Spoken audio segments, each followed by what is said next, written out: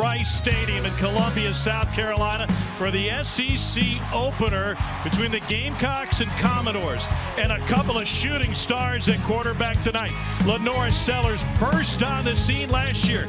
SEC Freshman of the Year, and the hopes are high that he can carry Carolina into the playoffs. On the other side, the man who always has the spotlight on him, Mr. Swagger himself, Diego Pavia, feeling another ranked win for the Doors. Welcome to SEC Saturday Night.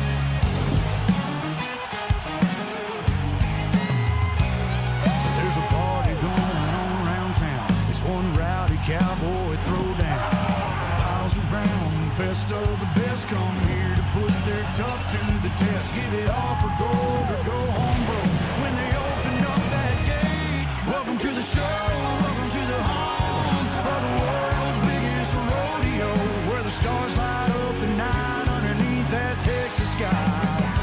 Welcome to the show, are you ready for a ride? Yeah, you better buckle up and hold on tight, where the Bayou City streets meet the country roads.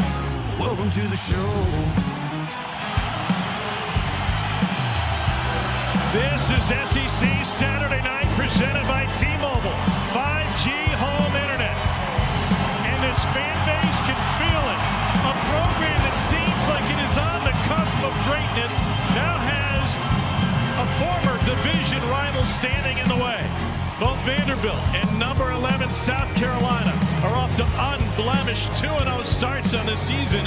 And as the Gamecocks pour out of the home locker room, they feel like they can continue dominating this series. Lights are up, but the spotlight is on Shane Beamer. He's on the field with our Cole Kubelik. Coach, this atmosphere, there's not much like it in college football. What can you do as the head coach to assure that your team can use this to their advantage? Yeah, it's the best atmosphere in all of college football. We've talked about it as a team all week, that our fans are a weapon for us, but it's up to us to go perform well, and that's just doing our job, players and coaches. We know Diego Pavia is the heart and soul of this Vanderbilt football team. How did you emphasize that to your club this week? Just that he is their team, that we got a lot of respect for Clark and his program, but there's quarterbacks that he makes their offense go. He's a quarterback that makes their entire team go. They feed off his energy, his competitive spirit, and we've got to affect the quarterback tonight. Thanks, Coach. Thank you. All right, Cole, thank you. That was a story with Vandy last year. The atmosphere always fantastic here. Tom Hart alongside Jordan Rogers. Mentioned South Carolina on the cusp of greatness. If they want to reach that, really got to start with a win tonight, because 7 of their next 10 opponents are all ranked in the top 25. No doubt, and the expectation for this program completely changed last year. They finished just outside the college football playoff, literally by a couple plays in a couple games. This fan base, this locker room expect to be in the playoff this year. It starts with this SEC opener, but really it starts with this offense shaking off a little bit of rust, a little bit of a slow start that we saw the first couple weeks. They cannot do that against Vanderbilt, but the expectations really start with Lenore Sellers. The hype, the talent around Lenore Sellers is otherworldly, and the talent is there to match it. Looking forward to seeing him against a tough Vandy defense tonight. He was your conference freshman of the year last year. He led South Carolina to win on the road against Vanderbilt. In fact, they've dominated this series and have won 16 in a row. Sellers led South Carolina to a 9-win season, to your point. If they had that 10th win, they would have been a playoff team. Then on the other side, there's Diego Pavia. And you heard the guys in studio talking about it. You heard Shane Beamer mention it. He's not just the quarterback. He is the program. Newcomer of the year last year, led him to a win against number 1. Yeah, this Vanderbilt team, this Vanderbilt program, the city has a more of a confidence because of Diego Pavia. They have all assimilated to his level of swagger, as you mentioned it, the confidence he plays with, the physicality as a runner. Everybody has to match the intensity that Pavia brings every single time the whistle blows. They went on the road and won at Blacksburg. They will face a more intimidating atmosphere tonight. Carolina won the toss, elected to defer, so Diego Pavia and Vanderbilt will receive the football to get us started tonight.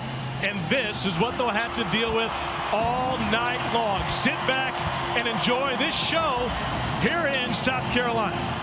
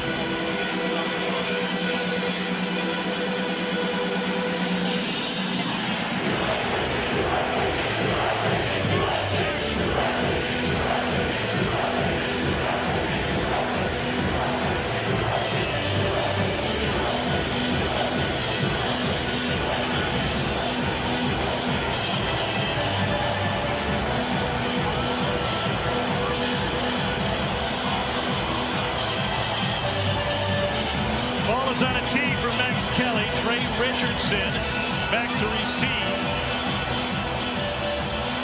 For a Vanderbilt team which hasn't won its SEC opener since 2011. From the goal line.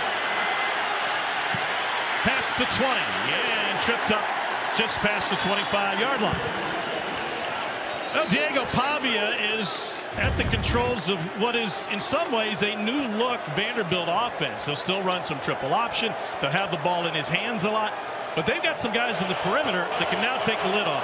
Yeah, this is the difference with the offense this year. They have a ton of speed on the outside. It's not just Eli Stowers, the talented tight end.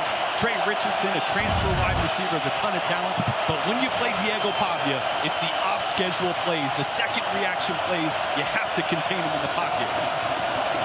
Cedric Alexander is his running back. And Alexander taken down in the backfield on the first play by Brian Thomas.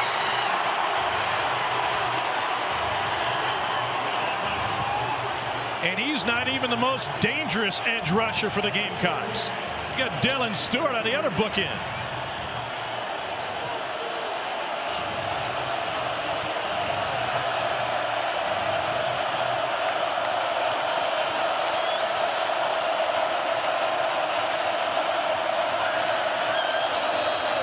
Second down, 14. They fake the sweep, swing it up to Stowers, the tight end, and he finds a seam to pick up the first down before being brought down by Goodwine. That's a pickup of 16 to wipe away the first down loss. Well, this is an offense that really wants to play keep away. They are a unicorn when it comes to what everybody else in college football does. They slow the pace down. They want to run less plays. They want to milk the clock. They want to win the time of possession. And all those numbers that rank near the bottom of the FBS, they're okay with that. They want to keep the offense, the opposing offense, off the field as long as possible, sustain long drives, make this a fist fight for 4 quarters. Pavia wanted to air it out. Here's a deep field shot, and it is incomplete. Trey Richardson, the intended receiver. Brandon Cisse had the coverage. Brandon Cisse in coverage, but Richardson had a step. I think he kind of looked like he lost the ball in the lights a little bit. He was running, looking up, looking back, trying to trace it. Just not able to come down with a pretty good ball, and already Vanderbilt with the screen to Stowers, big play action shot. They may take their time on offense, but they're not aggressive. They will still come after them. And on the face mask didn't help Richardson in that regard. Another empty first down play for Vandy. Here comes pressure from the edge. Pavia goes right to where it came from, and it's a second catch for Stowers, his former teammate and a quarterback competitor in Mexico State before they hooked up to take Vandy to glory last year. Third down coming up. This is not where Vandy wants to be. Dylan Stewart on the other side, one of the best pass rushers in the entire country, going against right tackle Bryce Henderson. That's a matchup to watch. Any third and long, any third and medium, you got to know where number 6 is.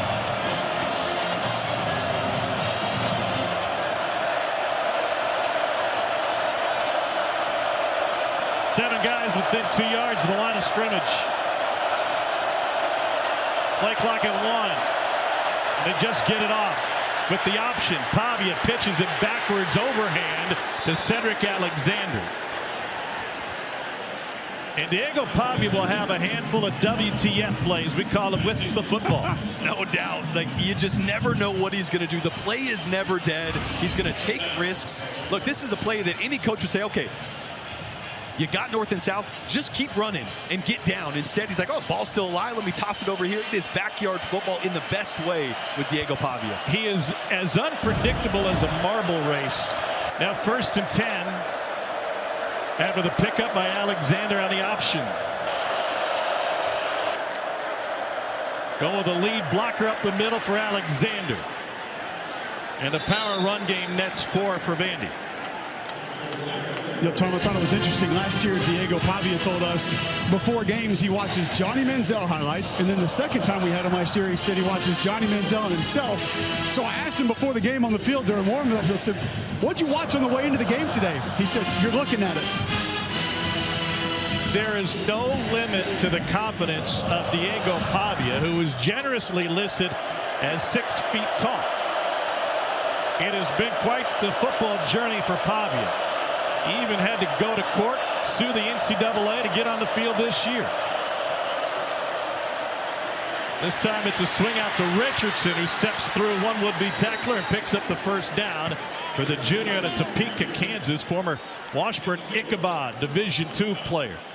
I think the biggest difference in breaking down the film of this Vandy offense this year is the physicality of the group up front. The size, the aggressiveness. Look, I went to Vandy. Back in the day, 2012, my left tackle was 260 pounds. My right tackle was 250 on a good day. Right? It's just this Vanderbilt team is not built the way we're used to seeing Vanderbilt teams. The size, physicality, it's why they're able to sustain long drives like this and run the football right at good defenses. The center, Jordan White, transferred in from Liberty. Played against Pavia. Said, I hated him then. I love him now. On the rollout. Caught at the perimeter by Martell Height. We'll see him on both sides of the ball. That's a pickup of 18, and this sustained opening drive rolls on. Yeah, when you got a good pass rusher like Dylan Stewart, you want to run away from him. Watch him trying to work through a double team. So Tim Beck's going to have Pavia roll to the left away from the talented pass rusher. As much as possible, they're going to have 2 bodies on Dylan Stewart. They're going to move the pocket, reset the pocket, not give him clean looks at Diego Pavia. Here's the 9th play of the opening drive for Vanderbilt.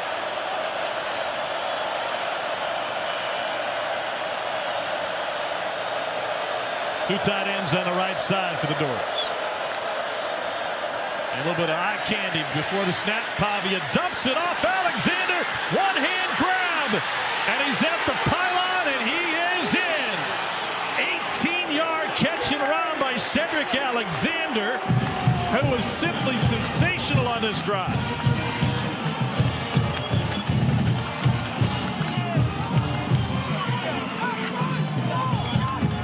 Pavia may grab the headlines, but Alexander gets the tough yards. See Cedric Alexander here, putting his shoulder now at the goal line. Yeah, that's a touchdown. What a drive by Vanderbilt. 9 plays, 73 yards, and 5:27 off the clock.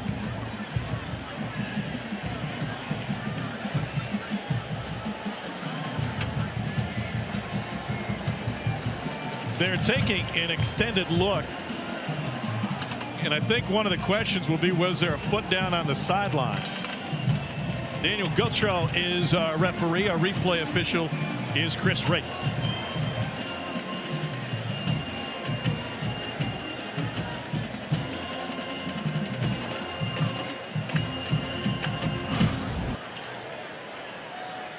This will be a good look at it here. Alexander's going to turn his back. It's going to be his right foot. I think he's already over the pylon. Good call there on the field. Connor Taylor for the point after.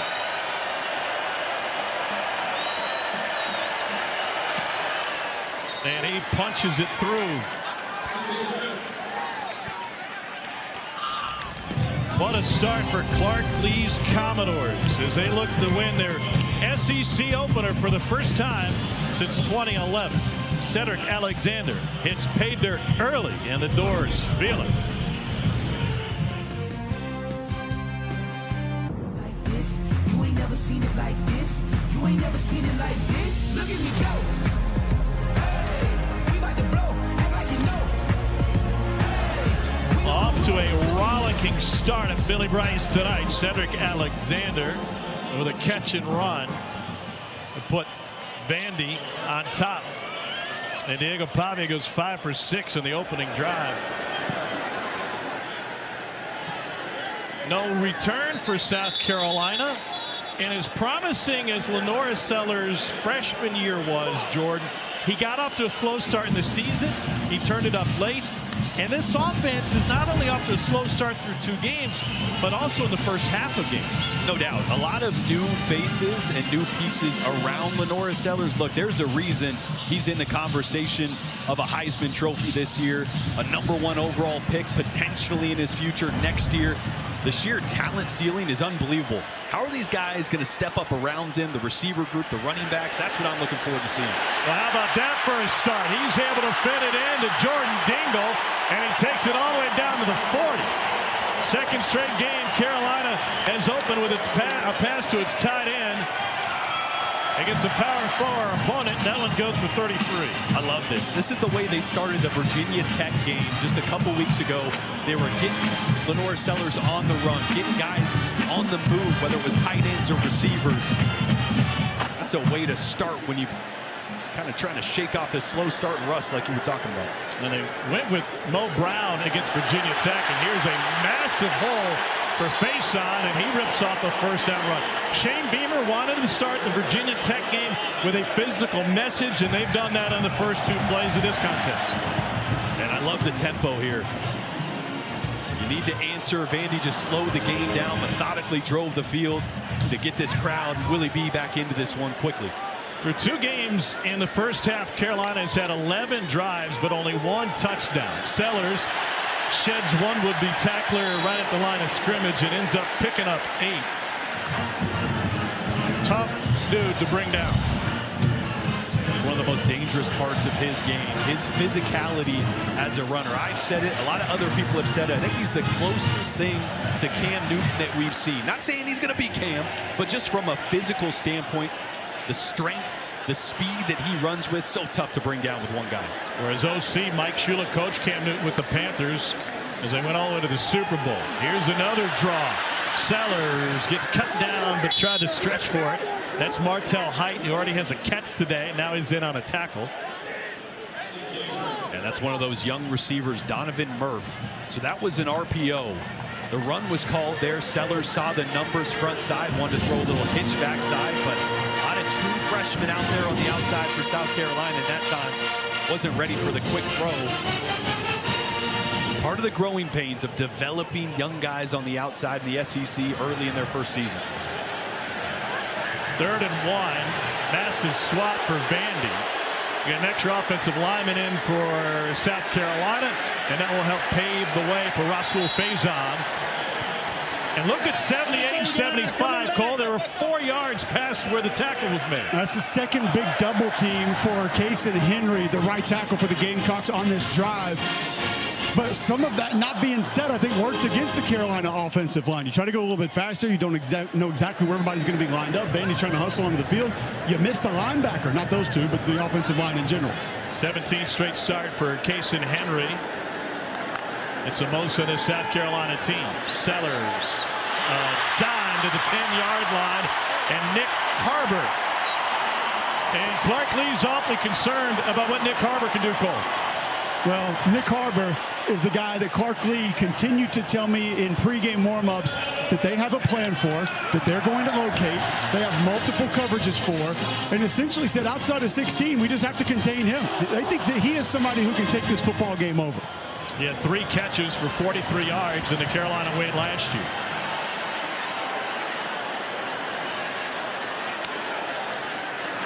Sellers hands it off. Room on the edge. Touchdown, Carolina. Rasul Faison.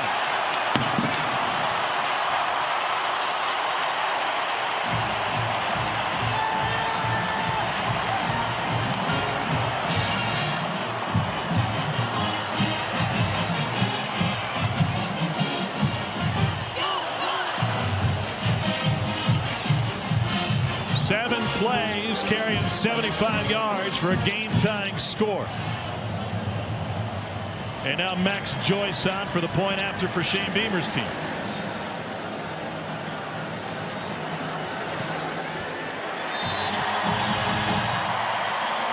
Well, maybe we're due for a shutout. Both offenses score on their opening possessions, and Faison, the transfer from Utah State in his 7th year, finds the end zone.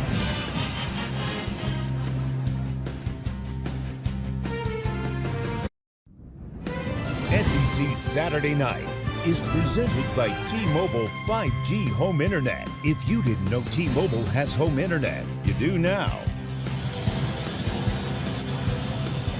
It looks so peaceful out there, and then the sun goes down, the lights go on, and Everybody who's just been oiled up all day finally finds their groove.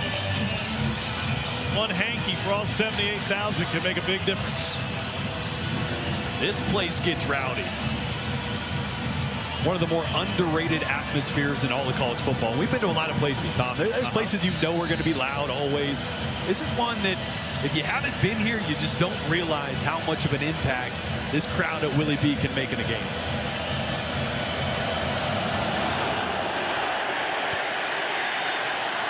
Dane Beamer loves his kickoff coverage team. And Cole is getting excited with the hits down there. They got a bunch of starters on that coverage team, and there's nothing doing on that return. Well, we saw this Vandy offense go right down the field. One of their staples is using motion to move defenders. Watch the pre-snap motion here. You're going to get two guys are going to pull two linebackers right out of the way, exactly where Diego Pavia was going to go. Originally, they were aligned right where the run was designed. Motion pulls them out of the way, and this is how you steal yards. It's called eye candy. It's called window dressing, whatever you want to call it. Tim Beck, the motions, the unique aspects of this offense help generate yards. They move on 47% of their snaps. That's 21st in the country to the ground game, and Young, and he finds a half a yard. Jordan, how about a little 30 personnel right there for Vanderbilt? Three running backs, no tight ends. That was one thing Clayton White, the defensive coordinator for South Carolina, mentioned to us just yesterday. Hey, even adjusting to two backs was new for this defense. They messed it up the first couple times they saw it in practice. So now you got three of them out there. Just the little wrinkles, personnel-wise. Again, shifts and motions. The way Vanderbilt approaches the pre-snap, one of the more creative in college football.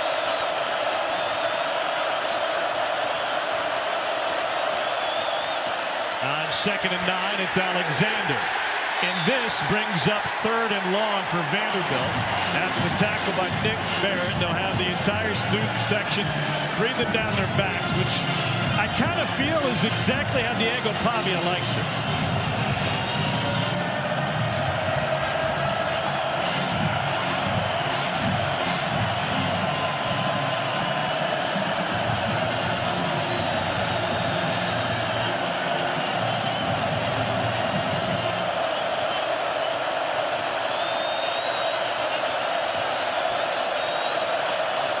Pavia has started this game 5 for 6.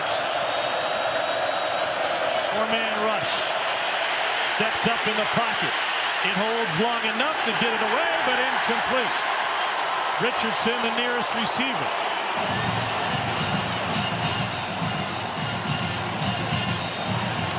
And now they got to punt it away to the most dangerous return man in college football. Bakari Swain has 3 punt return touchdowns on the season. That's more than everybody else in the SEC combined, and he's already tied with the legendary Dick Harris, who had the school record in 1971. Swain stands at his 40. This one had some carry to it from the 32. And tripped up before he could get to the sideline. 43-yard punt. 12 on the return. Vandy scoreless on its 2nd possession. Lenore Sellers in South Carolina looking for their first lead.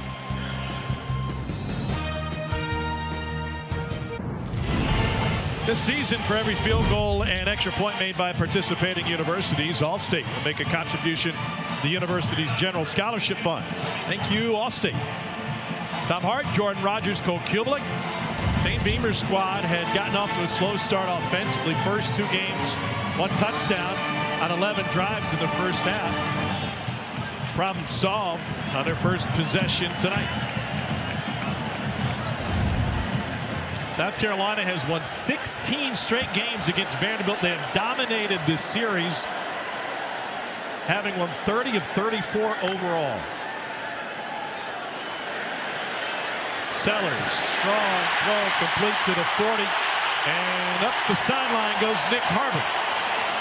Let's take a look at the impact players when South Carolina's got the ball. Yeah, second catch for Nick Harbor. They're giving a lot of cushion at the line of scrimmage. And true freshman Brian Rowe is a guy to watch. The staff raved about him on the other side. Both linebackers for Vandy, Brian Longwell and Langston Patterson. Really the strength of the defense. And with how dangerous Sellers is as a runner, you always got to have your eyes on him. That second level has got to keep him contained. Two backs now. Faison trying to bounce it to the perimeter.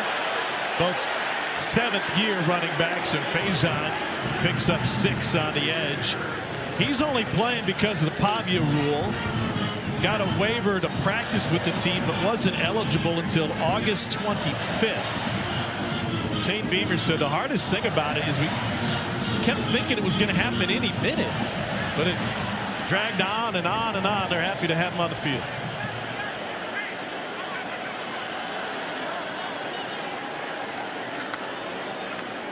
It's 2nd and 4. Faison changes direction, and he picks up another first down. Well, I tell you, Tom, that epitomizes who he is as a runner for me. When I saw South Carolina was going to get him, went back and watched this film from a season ago.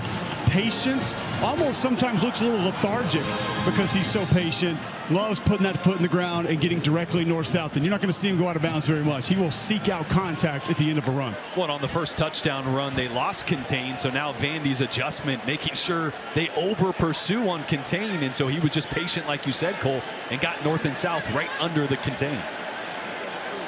Second possession of the game for Carolina. A little bit of dancing in the backfield to find that spot. Faison, and another double team carries all the way inside the 5. Messages being sent by the offensive line for South Carolina. That time it was Trevon Baugh and Shedrick Surratt. Hey, anytime two linemen are 9 yards downfield, high-fiving and headbutting each other, you know they got after somebody. You know Cole loves that. Can't get enough of it. Block party invitations are sent. Rowe goes in motion, and Sellers hands it off, trying to go back to that run game, and now Brian Longwell in on the stop. And this is an area in the red zone that South Carolina's offense struggled last year. 15th in the SEC. They already got one earlier where they converted a touchdown. They were 3 for 3 on scoring in the red zone to start this year. But this is where on a 3rd and long, Lenora Sellers needs to show his development as a passer. The windows get tighter. You got to be really quick with your decisions. Touchdown or check down. Get the ball out of your hands or take off and use that big frame. That was the first Carolina play tonight to not gain yardage. Leaves him with 3rd and 10. Pressure up the middle. Intercepted. Big defensive lineman was dropping, and Zaylen Wood drops right into a pick. Vandy changed the picture on Sellers, and he's thrown his first interception of the season. Boy, Sellers tries to dump it down to Attaway. Watch, both safeties are going to come. He's got to actually throw this ball to Jordan Dingle on the short post. That's where the leverage is. The safeties vacate. Jordan Dingle wide open for a touchdown. Tries to dump it off to the running backs right in the face of the safety. And again, that first bad decision we've seen from Lenora Sellers. And I mentioned the red zone is where you're going to be judged as a quarterback. The wrong decision there. Shane Beamer knows it. Lenora Sellers knows it. Double safety blitz, an aggressive play from this Vandy defense, and missed a touchdown opportunity early. Carolina was looking for its first lead of the game. Instead, Pavia's back on the prowl.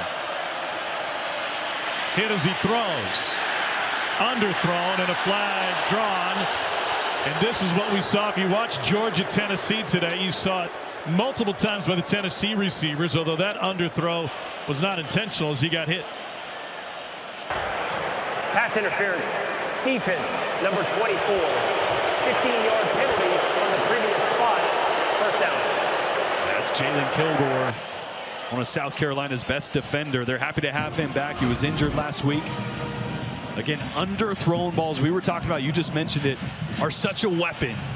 Pavia is getting nailed up the pocket. That's the reason this one came up short, not able to follow through. It's Gabriel Brownlow-Dindy all over him. And you can't even fault Kilgore there. I mean, there's no way you can expect the ball to be that low and that short. Yeah.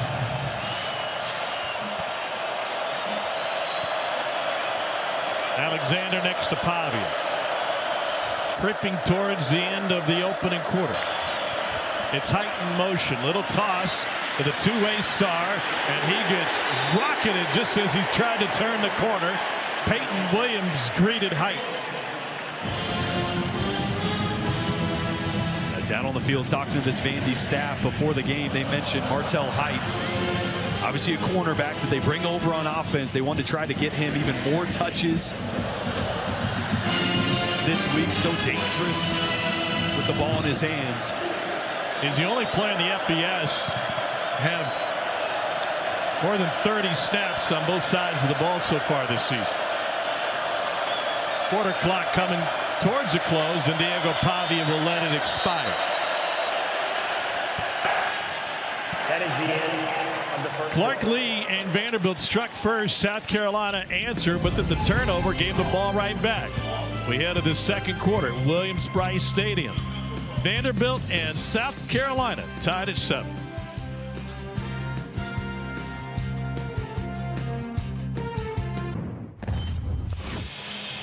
Clark, I got to know what you guys saw on film. You drop a 0 nose and get an interception. First, that's pretty cool. Like, that doesn't happen for a lot of defenses. What did you see that made you believe you could have success with that kind of a call?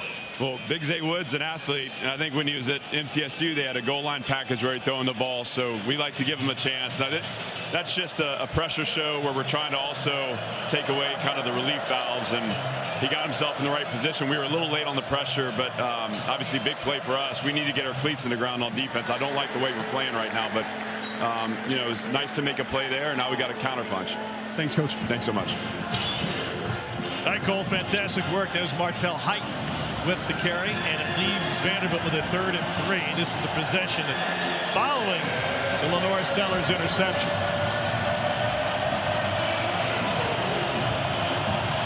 See Clark Lee's face light up and eyes get wide. Cole started talking X's and O's with him.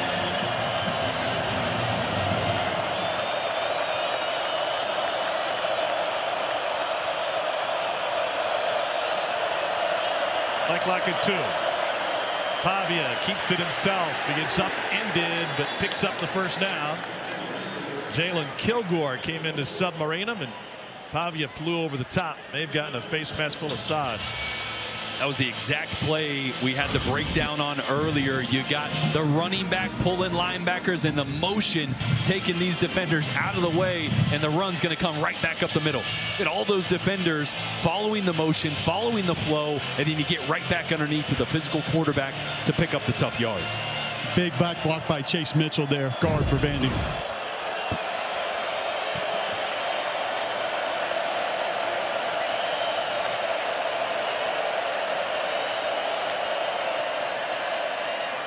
Little draw for Alexander. Shane mentioned this to Cole pregame when he interviewed him down on the field, but I also want to reiterate the message he gave his team. On Tuesday, before they start, they basically give a big picture scouting report on the opposition for that week. He said, I don't do this very often. We started with one guy. We put his picture up on the screen, said this is their team, and then we showed a myriad of plays that make them effective, including running out in front to be a lead blocker in the triple option, succeeding in the drop back game, and running guys over in the QB run game.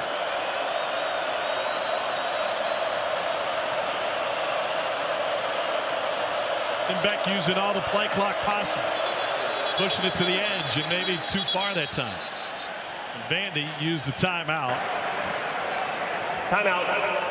Vanderbilt. It is their first. Play clock was close. Vandy and South Carolina, both teams 2-0 on the young season. Conference opener, and we're tied at 7 early.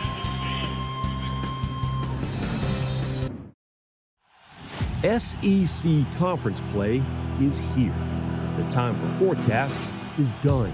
There's no use in trying to predict which way the season winds will blow because the SEC games are here. The front has arrived, and the time for football truth has blown in with it. riding into Columbia, South Carolina on a sandstorm. And they are still rocking right now. Thank you, Ryan McGee. What a day of football in the SEC. And it will be a thrilling night from here to the Bayou. Pavia crunched in the backfield. It's a loss of 5. Nick Barrett leads the way.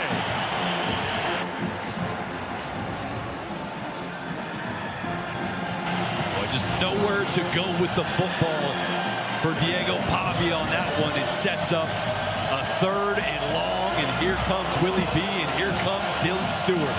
Of note, Barrett limped off the field. Training staff is trailing him on the sideline.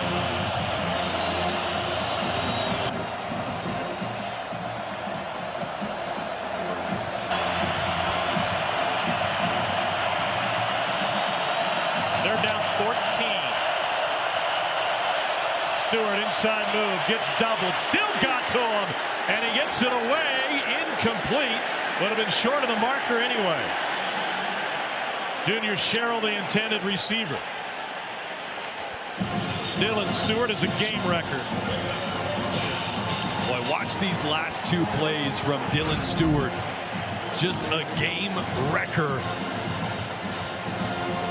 Fighting through 2 guys there, and then when you leave him one-on-one, you try to chip with the back right here. Watch him coming from left to right. Back tries to get into play. Too late, gets in the face of Pavia. We had a fantastic sit-down with Dylan yesterday, and I asked him, what's your thought when they bring a double team? Does that mean somebody else is going to be open on the other side? And while that may be the case, he just kind of looked at me and goes, no, I'm going to beat the double team. And they've really thrown everything they can at him. Double teams, backs chipping. They tackled him on one play. And now Lenora Sellers, after the head-scratching mistake. See, we heard Clark Lee talk about the scheme. They brought a very unique pressure in the secondary. Sellers tried to check it down. But you made it sound like it was very basic, just on the safety look. Well, yes, as yeah. unique as it was up front. Right. And so I think if Sellers had his eyes in the right spots from the safeties, it would have thrown a touchdown to Jordan Dingle. A great chance to respond here with another drive. Back-to-back punts for Vandy. This is the tight end, Brady Hunt. He had 4 catches for 45 against Virginia Tech. We got a little banged up at the end of that game. Yeah, they weren't really sure if he was going to be able to go tonight. So big to have Brady Hunt out there. Great blocker in the core. Great out of the backfield as well. And this is what I like. Get Sellers in this offense back into the tempo.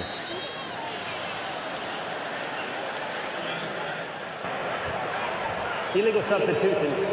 Offense, 12 players in formation. 5-yard penalty, remains 2nd down.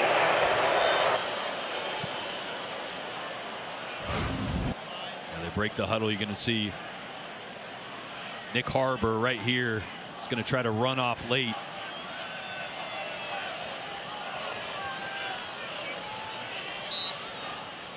Well, that backs him up.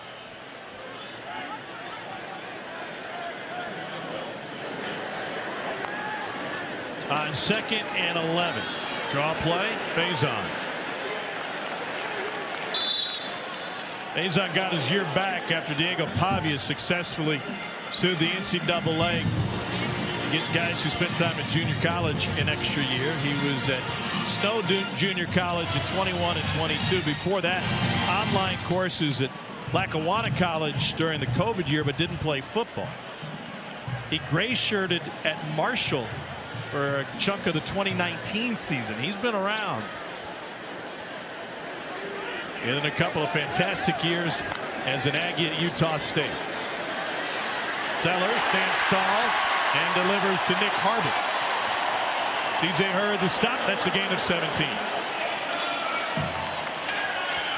That's a really good job by Sellers. The pocket is closing in around him. Watch as the pressure comes right here, but he does a great job of stepping up in this pocket and not paying attention to the noise all around him, around his feet. Delivers a strike to Nick Harbor. That was Nick Rinaldi last time, and this time Rinaldi gets home, the senior out of Dover, Mass. He was the defensive player of the week last week after destroying Virginia Tech with 2.5 tackles behind the line of scrimmage.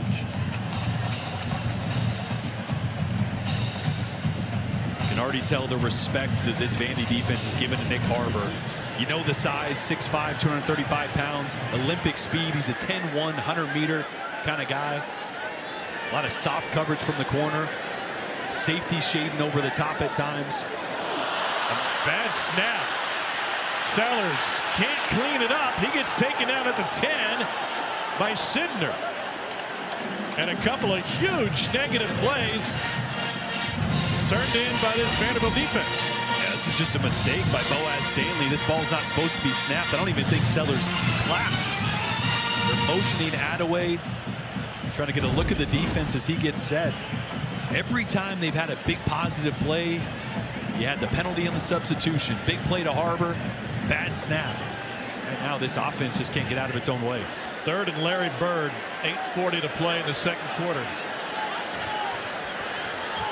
Cooper DeJean. Okay. Come on. You think these kids? You think these kids know who Larry Bird is?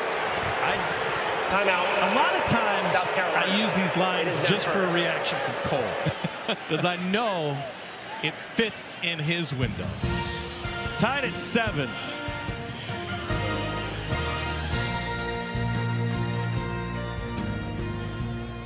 Factor is the teacher in the classroom. This is why, in honor of Extra Yard for Teachers Week, ESPN is celebrating the role of teachers and their dedication to supporting students' development. On behalf of the College Football Playoff Foundation and ESPN, we recognize your passion, commitment, and the work that goes into ensuring you students succeed. We donated a $1,000 Donors Choose gift card to Dr. Kimberly McKnight, 5th grade teacher at Joseph Keels Elementary, to use towards resources for her classroom and her students. Von Ball was the one that delivered it, and they were happy to see him. Well, congratulations, Dr. Kimberly McKnight.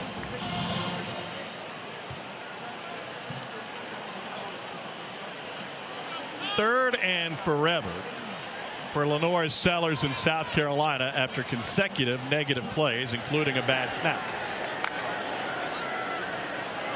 And they'll try to find some space. Face on, they had some, and that'll give them some wiggle room for a punt.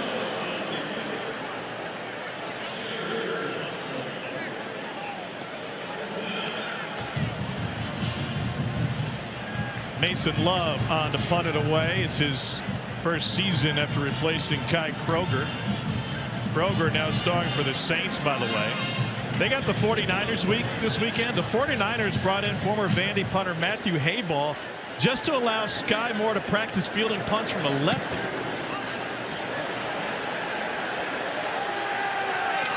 No return. Let's get you to the studio. Here's Darian Oakley.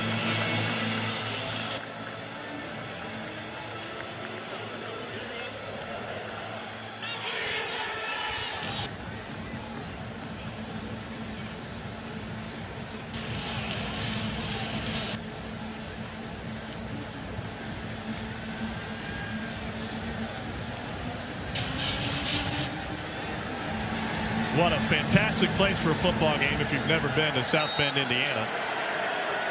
It is awesome. Pavia is 6 for 9 to start this game.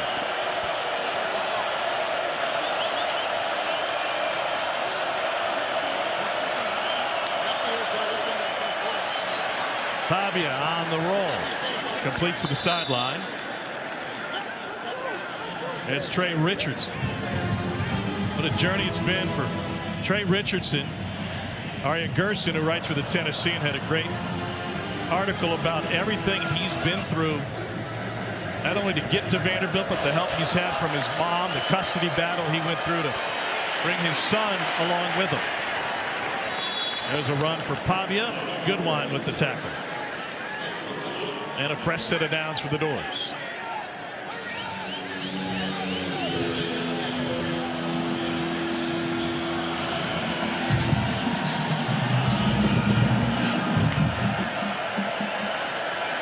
Pavia over the middle, and just a hair behind, trying to find Stowers.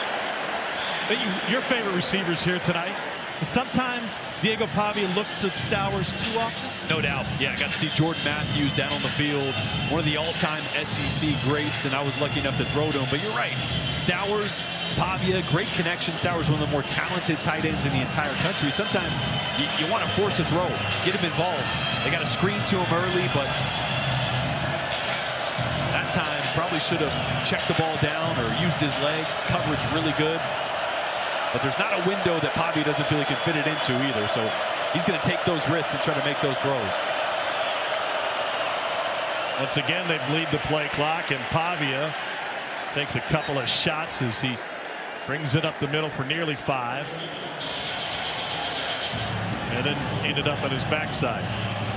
South Carolina came out a ball of fire in this game in Nashville last year. And one of the reasons, according to the South Carolina staff, some of their players, the trash talk that they heard from the Vandy team in warm-up. Dylan Stewart telling us, we're quiet, but we will respond.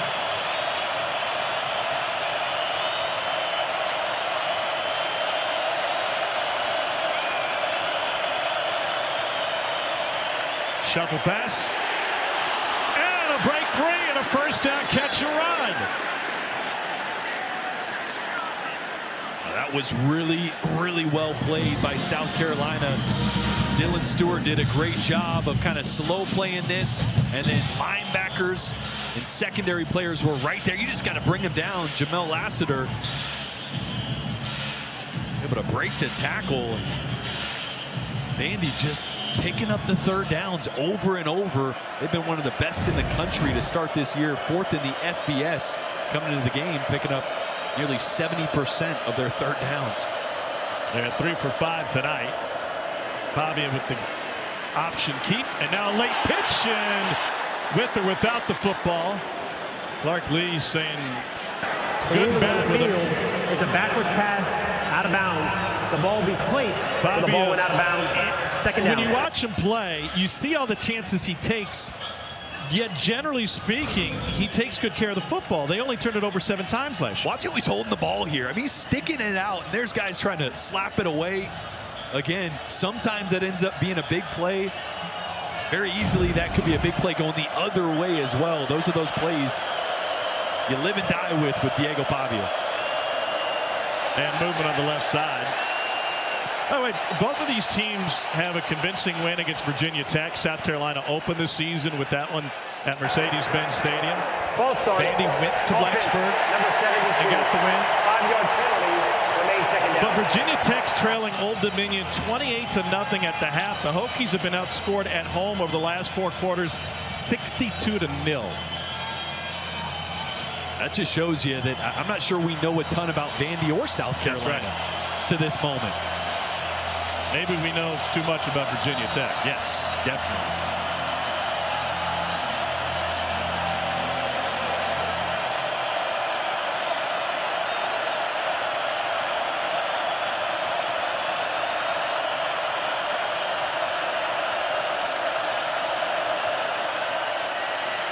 Pavia rolling to his left, completes it to midfield to Junior Sherrill.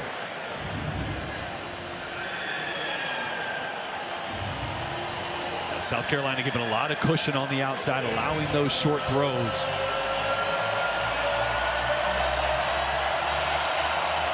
This time on third down, you have got to know where Diego Pavia is when he decides to tuck it and run. He doesn't get the ball out of his hands quickly here. Look for him to try to make a play with his legs.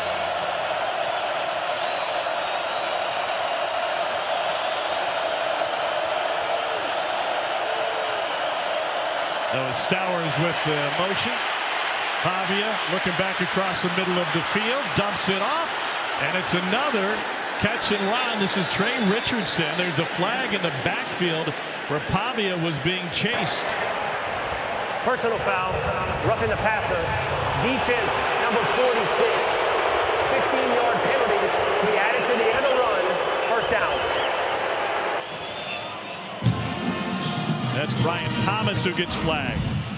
Oh, this is really tough, right? Pavia's trying to extend it. You know, Brian Thomas has got to try to at least hold up there a little bit. Probably can't avoid contact entirely. That's tough to stop. 250 pounds running full speed when the quarterback's throwing back across his body. And again, more broken tackles helping Vandy pick up a first down on a 3rd and long.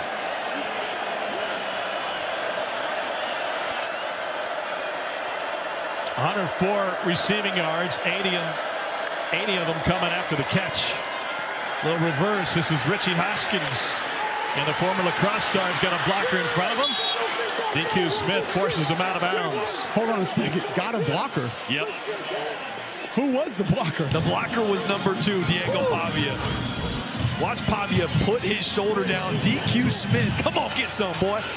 I mean, hey, I realize he ended up on the ground, but still, it was a great block. I'm always going to fight for these quarterbacks. He did exactly what he was supposed to do there, put his shoulder down.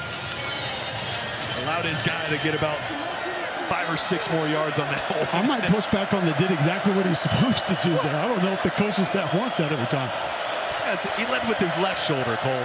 He was least smart. 10th play of the drive, 1st and goal. Swing out to Trey Richardson. And he picks up a few. 2nd and goal from about the 5 coming up.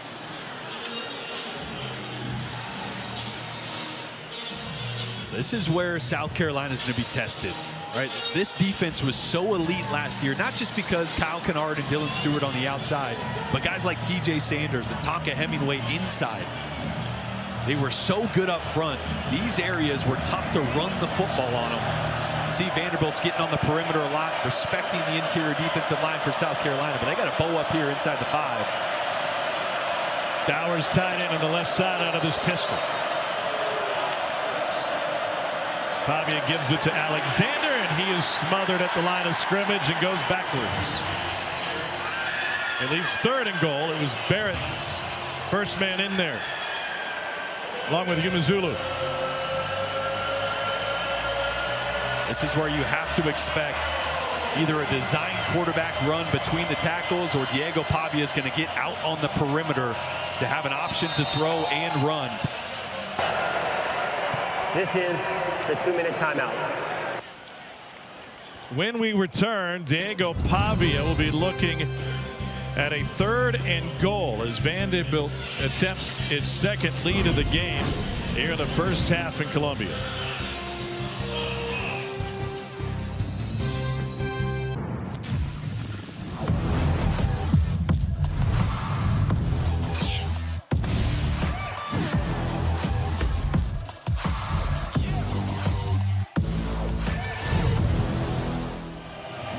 Diego Pavia and Vanderbilt trying to punch it in, looking at a 3rd and goal.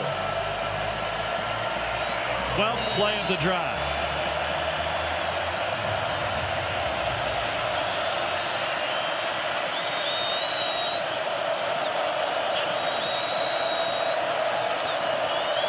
To throw. To the corner. Touchdown, Junior Sherrill.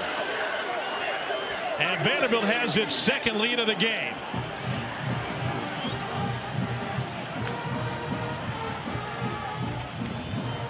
Oh, it's just a little whip route on the outside by Junior Sherrill, working on Brandon Cisse, the North Carolina State transfer. Just gonna sell the slant, put his foot in the ground, get outside. All you need in the red zone is 1 step. Great route. An answer from Vandy. Taylor's point after is good. The 2 scoring drives were lengthy for Vanderbilt. One for 5:27, the other for 5:59. Feels like a boxing match for Diego Pavia. And he delivers another haymaker, 14-7 Doors.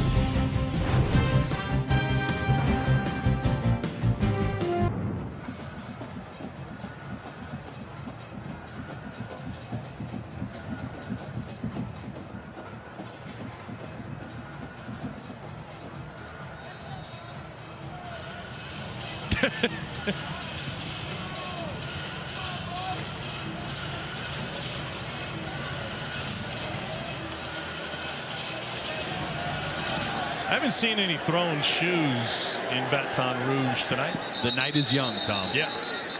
Something weird always happens in that matchup. The time for the fog to roll in.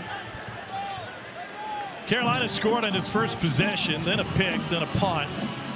How can Lenore Sellers find a rhythm?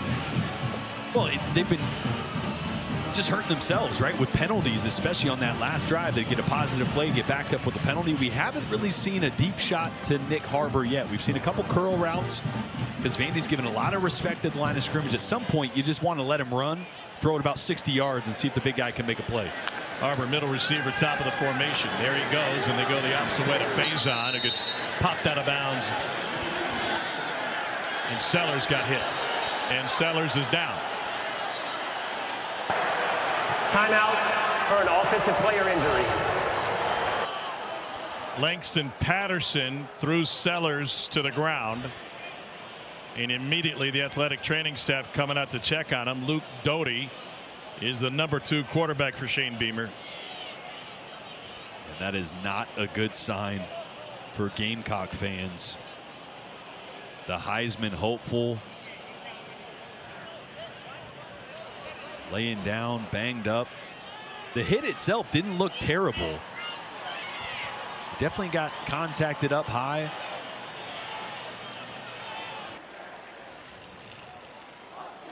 You see Luke Doty there, the Swiss Army knife athlete, as Sellers gets up. It's good to see.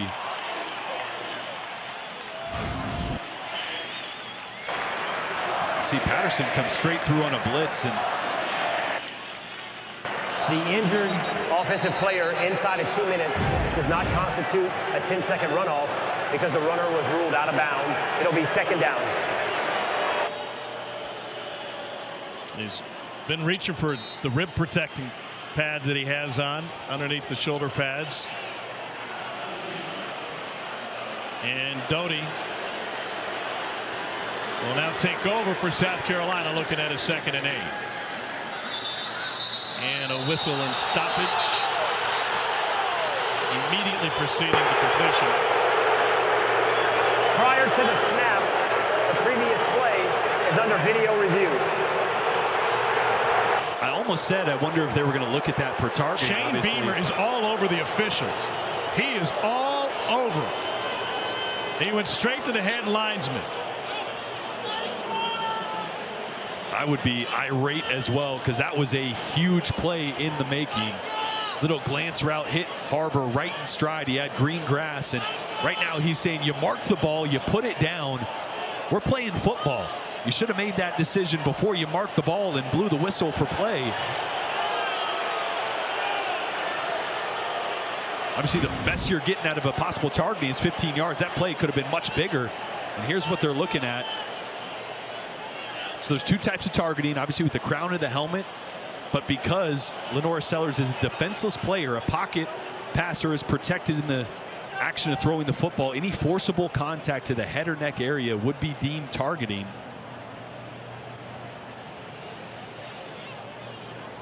They're obviously looking for an indicator there as well, either a thrust or... After video review, there is targeting on the play. Defense number 10. The 15-yard penalty will be added on to the previous spot. It'll be first down. Number 10 is disqualified. There is depth at the linebacker spot for Vanderbilt. Nick Rinaldi and Bryce Cohen, both reserves that play a lot of snaps. And that might make it a little bit easier on Shane Beamer because they pick up 15 yards. But you can understand his frustration. The replay booth had plenty of time to buzz down when the athletic training staff was on the field looking at the quarterback who had just been targeted. Yeah, Nick Harbor had a lot of space, caught the ball about 10, 12 yards downfield. It could have been a huge play, but Luke Doty's played a lot of football. Was a quarterback as a freshman in 2020, started 2 games, was the projected starter in 21, but he was injured. Then made 4 starts. He's primarily been a wide receiver the last couple years, so he is definitely a dual threat guy. But as you saw with that throw to Harbor, very capable of playing from the pocket as well. Yeah, he started as a freshman, 7th true freshman to start at quarterback since South Carolina joined the SEC. Steve Tannehill did it back in '92. He's a legend in these parts. See if they got the ball spotted properly. Still the career leader in completions and touchdown passes.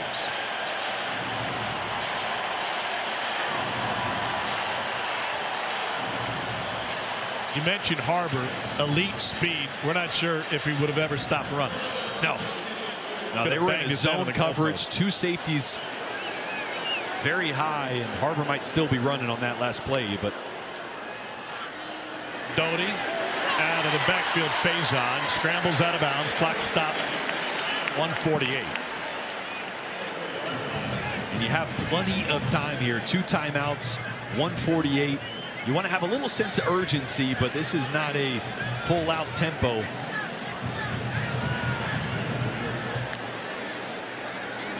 And with those timeouts in their pocket, they'll run it straight ahead. And that'll leave third and about 2. Faison's helmet came off. He'll have to exit for a play. South Carolina stops the clock with a timeout. Is this targeting? Okay. No, I don't think so. Number one, South Carolina's helmet came off during the play. Okay. A helmet coming off inside of 2 minutes constitutes a 10-second runoff. South Carolina has elected to not use a timeout. Please set the game clock to 1 minute, 30 seconds. And the clock will start on my whistle. Well, they had a chance to use a timeout. I thought they were going to. They didn't. No, that's the right move. Minute and a half. On a third down here, you definitely don't want to give the ball back to Vandy with more time on the clock. Oh, wow. What is happening here? The flag on the far side and movement on South Carolina. Well, South Carolina is actually going to get a lucky break here because that play was blown up in the backfield. False start. Offense, number 5. 5-yard penalty. Remains third down. And Shane Beamer just saying, let's calm it down, calm it down. Yes. It was Dingle, the tight end.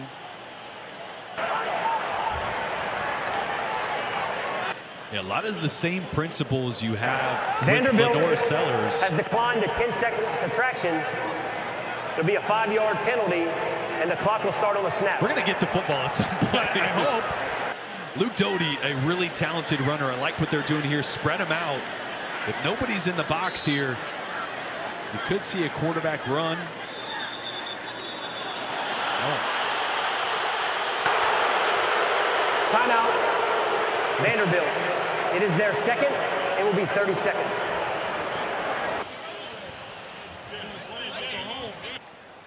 So this timeout taken by Vanderbilt gives Shane Beamer a chance for Carolina to collect its breath, and Mike Shula an opportunity to spend a little bit of time with the veteran Luke Doty. But obviously Vandy thinking we got a chance to get this ball back. Lenore Sellers still with the athletic training staff over on the South Carolina bench. And remember, Vandy started the game with the ball, so South Carolina really good opportunity with this drive and getting the ball after half to change the complexion of this game. It looks like right now they're going to be doing that without Lenore Sellers as he continues to get looked at on the sideline. 90 seconds remaining in the half. Both teams scored on their opening possessions. Defensive mistakes have taken over since. 3-man rush. Doty leaves the pocket.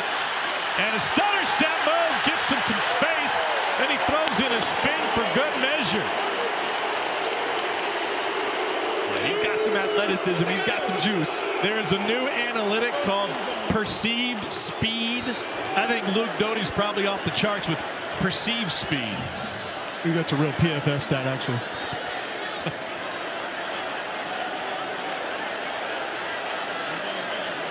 Harbor at the top of the formation. Now watch Harbor here. They go underneath the Faison again.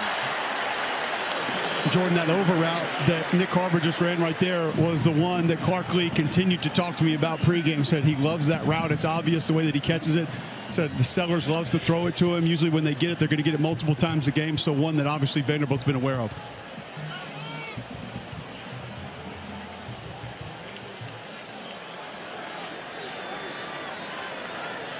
Doty, graduate out of Myrtle Beach, hits the seam. That's Harbor, fights for the first down. Clock stops at 56. Harbor limping. And he's going to try to hop off the field. Be replaced by Vanderbilt Jacobs. I mean, his gimpy jog's probably a 5'1". It could be. Really impressed with Doty right now. He's doing a great job of working through these quick game progressions, getting the ball out of his hands. Doty looking at Jacobs. Now he'll scramble again. Another Hezzy. Takes it to the 30. Ryan Longwell to stop. Timeout taken by the Gamecocks. 34 seconds. Timeout, South Carolina. It is their second. It will be 30 seconds.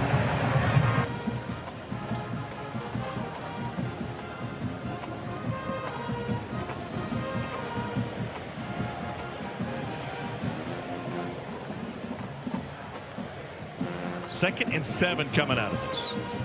Special teams coach is getting some chatting with Shane Beamer. Let's take it back to the injury to Lenora Sellers. Yeah, just earlier on this drive, getting a hit up and around the helmet. Obviously, targeting was called on that play, and Luke Doty comes right in, makes an immediate impact. This one, blown dead as they reviewed the targeting. Would have been a massive play for Harbor, and that's why Beamer loses it. He's saying, we snapped the ball. You can't blow it dead. We had a 30, 40, maybe 50-yard play coming our way. They ended up getting the 15 yards on the targeting, and right now it does not appear that Lenora Sellers is coming back in this football game. No helmet. Second and 7. Joe DeCamillis is the special teams coach. He had a quick chat with Shane Beamer before that stoppage, and here's another stoppage. False start. Offense number 50. 5-yard penalty. Remains first down. The kicker is Max Joyce. His long is 49. It's a second procedural penalty on this drive for South Carolina. Well, remember, we just saw Harbor run off. So right now you have 2 true freshman wide receivers out there, and Brian Rowe and Donovan Murph, and a redshirt sophomore and Vandrevius Jacobs. A lot of young faces out there with now the second string quarterback in.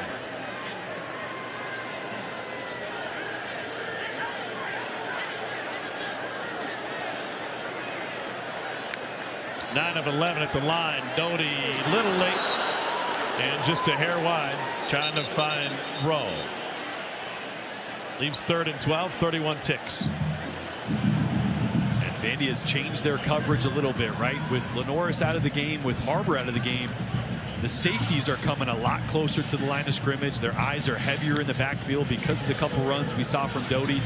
I know it's 3rd long Please here, set the but play clock to 40 seconds. you might have a chance to go over the top. Look at all these guys around the line of scrimmage. No safeties deep. Looks like man coverage, and now they all drop. Doty down the middle, incomplete. Rowe was the intended receiver. Vanderbilt doing a good job disguising. Yeah, really good job there, because it looked like blitz 0, dropped out of it, still had a chance down the seam. Tight throw there to Rowe in coverage. I like the aggressiveness. You felt good about where you were for a longer field goal attempt with William Joyce. Joyce held for a Mitch Jeter 50-yard field goal back in 22. It's as close as he's come in game action to this. It'll be a 53-yard attempt, and South Carolina has to use a timeout. Timeout, South Carolina. It is their 3rd. It will be 30 seconds. And an offensive lineman, they one ready for the kick team.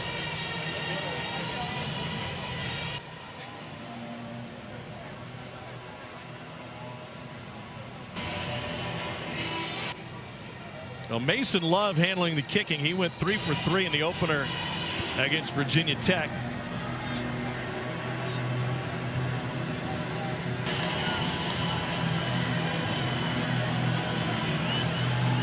And Joyce will trade positions with him, and he'll be the holder on this long attempt for Love. Sellers will hit the locker room early. 53-yard attempt. And never had it.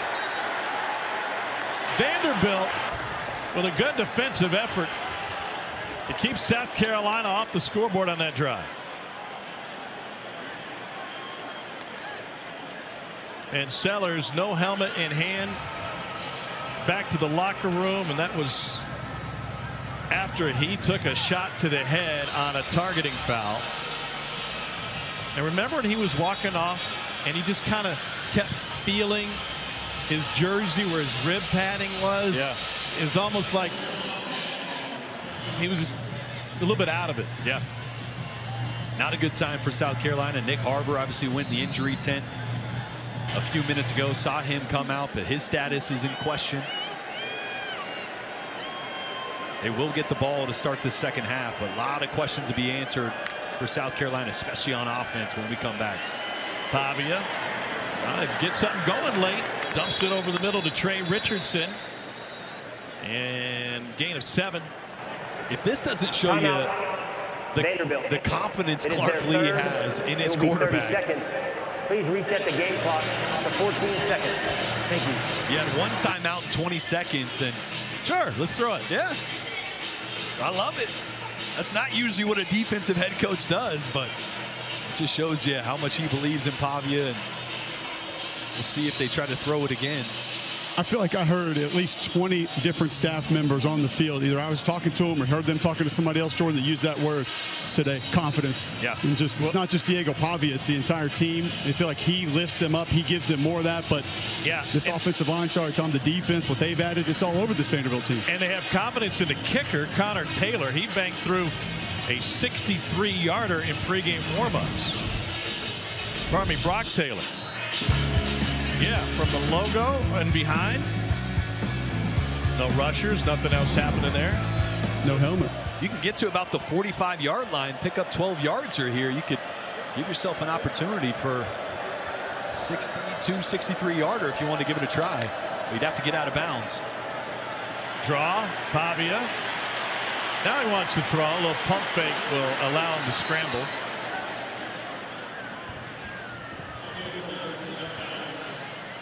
But if there was a pump fake success rate, Diego Pavia would lead the nation in that too. Undefeated. I've said it before, but man, defenders will fall for a pump fake even when you're 3 or 4 yards downfield. They don't know. So now again with that range you just mentioned, Tom, no timeouts left. You have time if you could get a quick out around 5 or 6 yards, you know, maybe get a chance to dial up a field goal. But South Carolina is going to be playing the edges, you see there, not letting anything easy short to the sideline. They'll drop 8 and incomplete. Stowers, the intended receiver. Well, if Stowers would have actually turned over the opposite shoulder, they had space there to tiptoe out of bounds around the 43-yard line or so. Valiant effort there late for Pavia. Pavia coming off, looking at a 2nd and 10. Lays Berlowitz on to try to heave one. It's always happened to me too. They brought in the bigger arm. Like you can't throw it 65 yards. We're going to bring in the other guy. See if he can buy enough time to let his guys get down to the end zone and heave one down there. Berlowitz evades the rush once, twice. It says, forget this. Let's go to the locker room. Dylan Stewart and Brian Thomas are hell-bent on getting to him. 14-7, Diego Pavia and Vanderbilt with the lead at the half. Injuries the story for South Carolina, including starting quarterback Lenore Sellers. Let's get you down to Cole Kublik with Shane Beamer.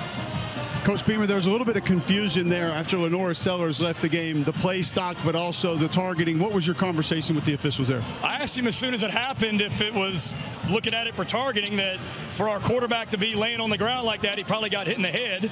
And then for whatever reason, it took him a while to buzz down. So I don't know what's going on in Birmingham or wherever they look at it, but I thought it was pretty obvious.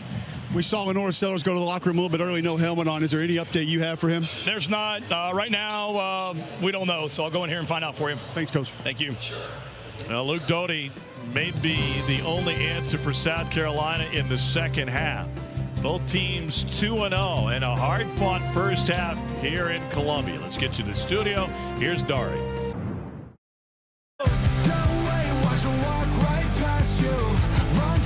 Run fast while you have the chance. Don't speak, let them look right at you.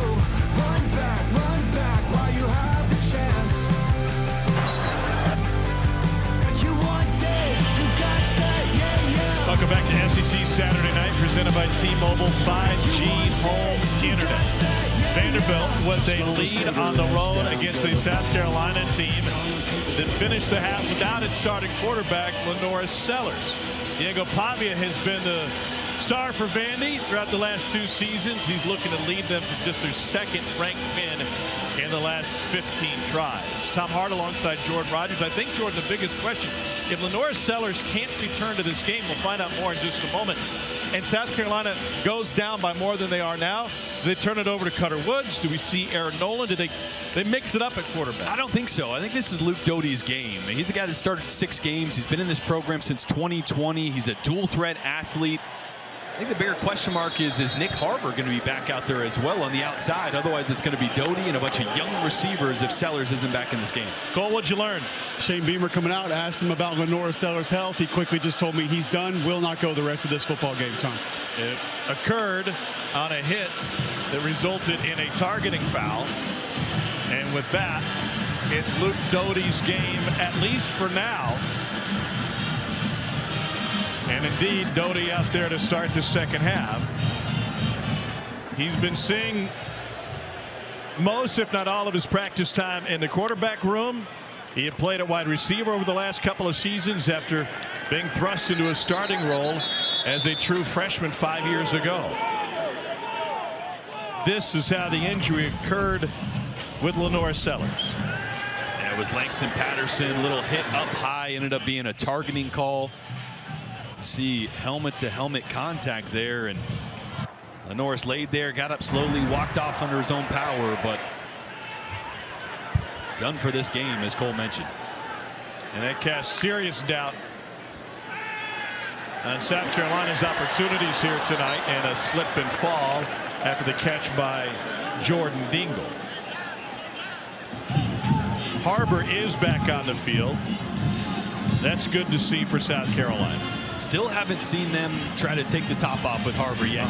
They won't do it here on 3rd and 8. I don't think that's the right place to do it, but at some point you got to let him run downfield and threaten this defense vertically, because these safeties keep creeping lower and lower, especially with Doty and his running ability. South Carolina has won 16 consecutive games against Vanderbilt. On 3rd down, they're going to end up just short. 4th and less than a yard. They're going to keep the offense on the field. I kind of like this. Oh, no, they're going to change it up. They're going to send the punt. I didn't mind it. Yeah. A little quarterback sneak. I mean, it's... If you went tempo there, if you could plan it, if you can go tempo QB sneak, that's really tough to stop without giving the defense any chance to sub or think about it. I realize the implications if you don't get it. Well, they got plenty of fakes built in and a unique formation with everybody to the right side. Shane Beamer always has fakes up his sleeve. They will kick it away. And a fair catch taken at the 25-yard line by Martell Height after a 41-yard punt. I think the question will be going forward, if this is a huge series for South Carolina's defense. If you fall behind 21-7 with your second-string quarterback, you're going to have to get really creative. No doubt. And this is a game the defense needs to step up for South Carolina. Vandy had a touchdown drive of 9 plays, a touchdown drive of 12 plays. This is a South Carolina defense under Clayton White that has been able to take the ball away in bunches over the course of his tenure as a defensive coordinator. They might need one of those to get South Carolina back in this game. Pavia has thrown for 2 touchdowns tonight. And they'll find some room over the right side. Cedric Alexander with a first down run. In fact, for Diego Pavia, it's his 4th straight game with multiple passing touchdowns going back to last season.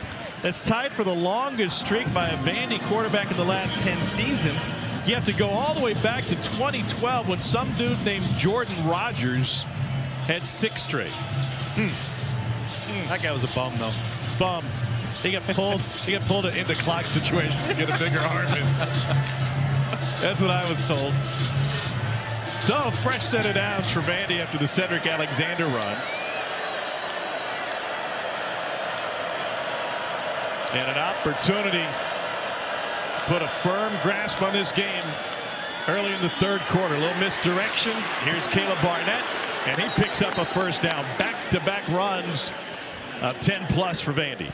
Boy, I love this play design. Watch all the movement from this offensive line and tight end all going down this way, and then you're going to option just the end man on the line of scrimmage in space, nobody left outside.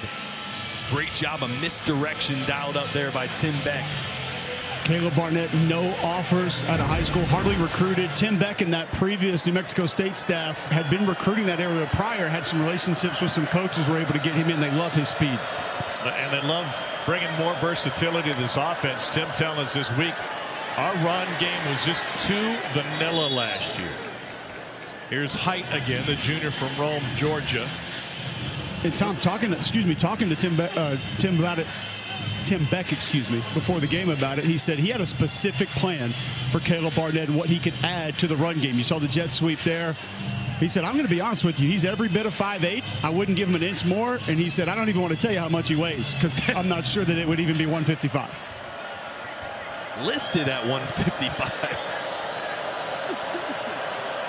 That means he's probably in the 140s. High 140s, though. On 2nd and 5, they keep it on the ground. Here's Lassiter, and there he goes. Lassiter takes it to the painted end zone, a 44-yard sprint, and Vandy wastes no time extending the lead.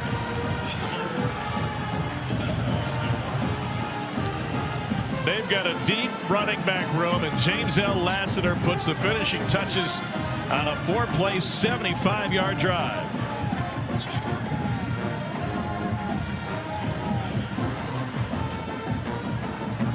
Shane Beamer in this South Carolina fan base in a little bit of shell shock right now, a little disbelief. Seeing their superstar quarterback go down in the first half. And now Vandy with yet another touchdown drive to extend this lead. And remember, this is a matchup that South Carolina has won 16 times in a row. This fan base is not used to seeing a deficit when Vandy comes to town or when they head to Nashville. Brock Taylor on for the point after. It is good. It is a 21-7 lead for the Vanderbilt Commodores, who are 2-0 for the 4th straight season and looking to win their conference opener for the first time since 2011. James L. Lassiter takes it 44 and takes it to the house.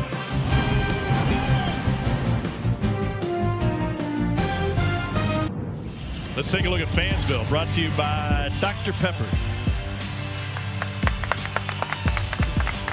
Yeah, that's a nice polite applause. You know, back to an earlier time when these Gamecock fans were fired up and hopeful, and now a level of concern. Now a little.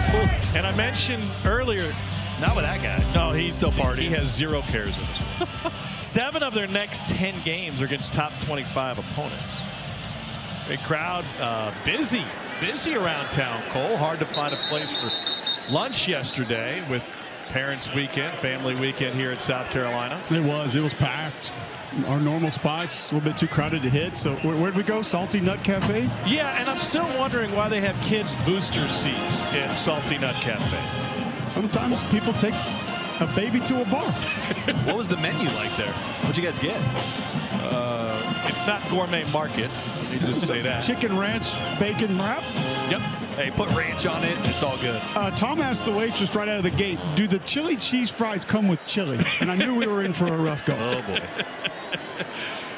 Luke Doty has taken over a quarterback, now facing pressure. And his passing game, either by design or where his eyes are going, has led primarily to the running backs.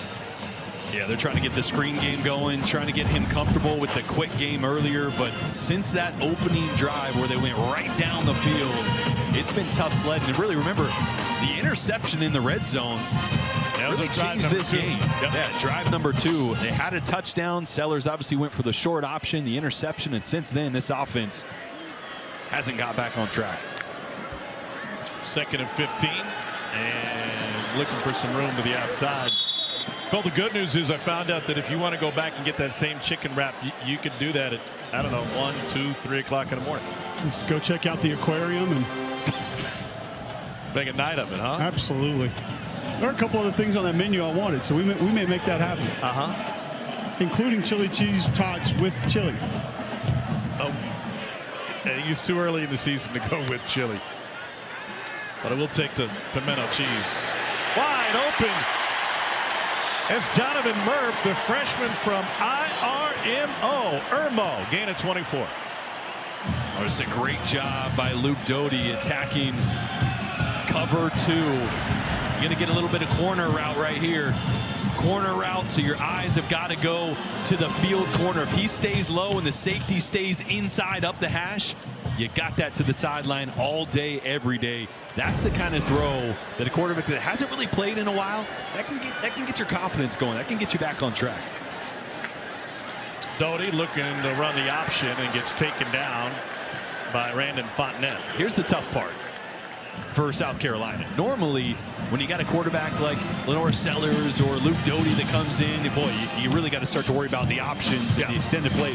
They face Diego Pavia every day. I mean, it's nothing new, right? I mean, so they are very used to the option game, quarterbacks that have a proficiency to create and run the football. I think Doty's going to have to do this with his arm if he's going to get this South Carolina squad back in this game. Brian Rowe now in the slot. Doty fires it into him.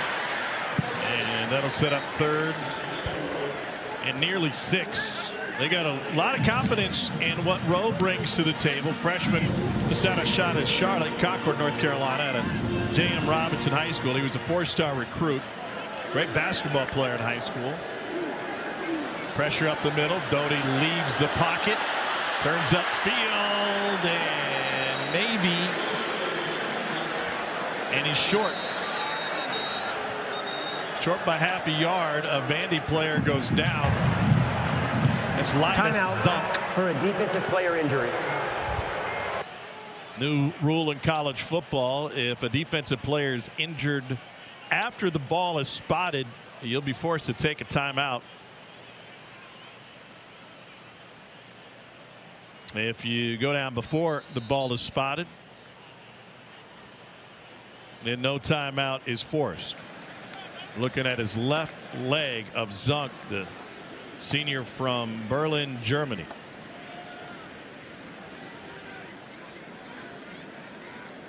Welcome back to SEC Saturday Night, presented by T-Mobile 5G home internet.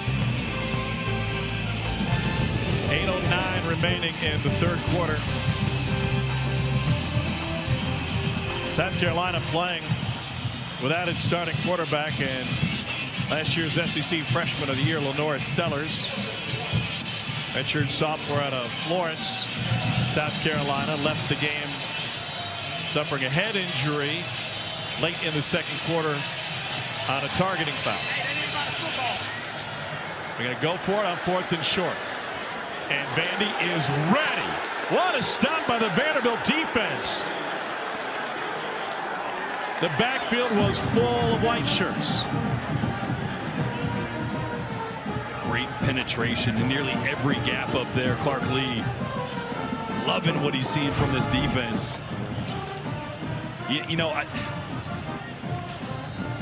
obviously the injury kind of took away the momentum for South Carolina to line up and just go for it. Anytime you got to overthink it, you get your quarterback in the gun. I hate that on 4th and a few inches. I'd love that quarterback under center. But you got Luke Doty, who hasn't played a ton of meaningful snaps at quarterback, probably hasn't taken a lot of under center snaps, so maybe that's a reason you go into the gun. But Vandy just too good in the A gaps there and blew that up.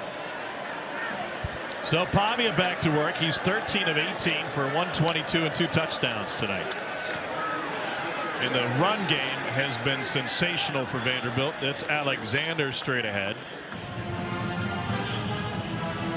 Cedric Alexander's averaging better than 4 yards a carry. Yeah, you were wondering if the success they had early in the season was going to translate, because the last couple years this run game's had a tough time in conference against SEC opponents of having the same effectiveness, the same yards before contact. But obviously this run game looking quite different this year under Tim Beck. He mentioned how vanilla he felt they were last year, throwing everything at South Carolina right now and having success. Alexander.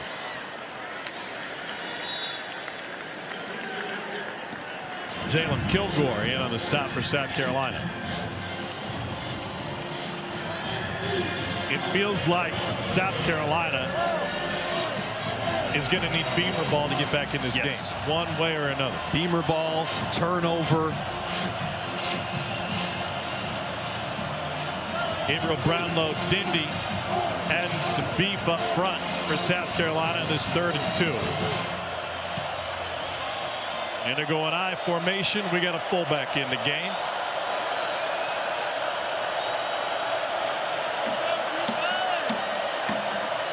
Pavia play action. Going deep. Got space and overthrow Trey Richardson. Miles Norwood was trailing. I love the play call. Remember, Judge Collier, the starting corner, is out for South Carolina. So Miles Norwood there in coverage on Trey Richardson. The transfer speedster from D2 Washburn. You go double tight end, you go I formation. Everybody in the stadium's thinking short run, and you throw it deep. And here on 4th down, let's see what they come out with. Double tight ends down on the right. That includes Gabe Fisher attached. Might be trying to get it. Nope, they take the snap. Pavia with a rollout and a dump off for the first down to Cedric Alexander.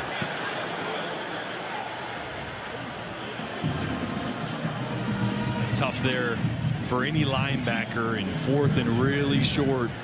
You have to play the run first. That's why those throws end up being so easy when you get outside the pocket. Watch Fred Johnson right now. He's got to play the run first and then react to the running back. So he's just going to be late getting out there to the flats. Put those linebackers in a bind on 4th and short. You saw Clayton White there on the sideline looking frustrated. This defense hasn't been able to come up with the stops when they've needed it most. And Tim Beck will just bleed this clock even in the 3rd quarter. Martell Height. Martell Height has seen action at defensive back and wide receiver. And you think back of the history of this game. Of course, we just had a two-way guy win the Heisman and Travis Hunter.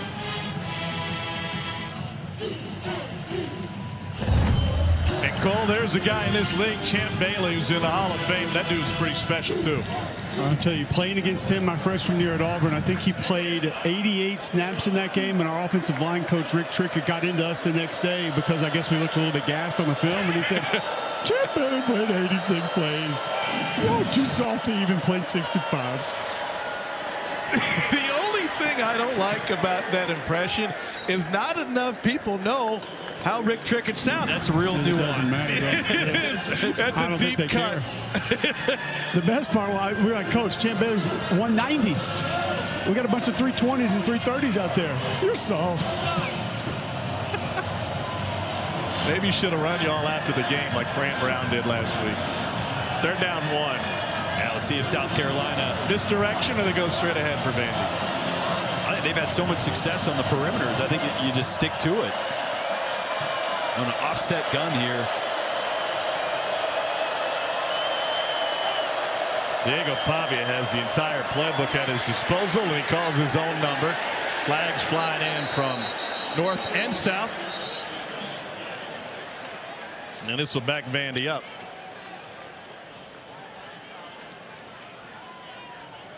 Clark Lee has Diego Pavia at quarterback, and he told us there are 2 fouls on the play, both of them against the offense. Holding, offense, number 55. That penalty is declined. Personal foul, blindside block. Offense, number 4. 15-yard penalty from the previous spot. Remains 3rd down. And that's Martell Height, which will cost him and set up 3rd and extra long. Martell Height, he's like, man, I can do that on defense. I can hit people however I want. You see him come in from the left part of your screen there, just getting too much of DQ Smith from the side. This is where South Carolina has to have a stop. Down 2 scores late in the 3rd quarter here. That's got to be your bailout moment. How aggressive will Diego Pavia be trying to make a play? They led the nation in turnovers last year. Vandy only coughed it up 7 times. He only threw threw 4 picks all season.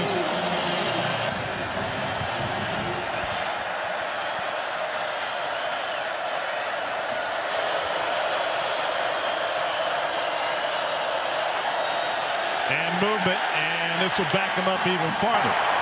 False start. Offense, number 0. 5-yard penalty, remains third down. Or the frustration from Clark Lee. They had a first down picked up on the Diego Pavia run. The momentum driving. Now they're back on the opposite side of the 50.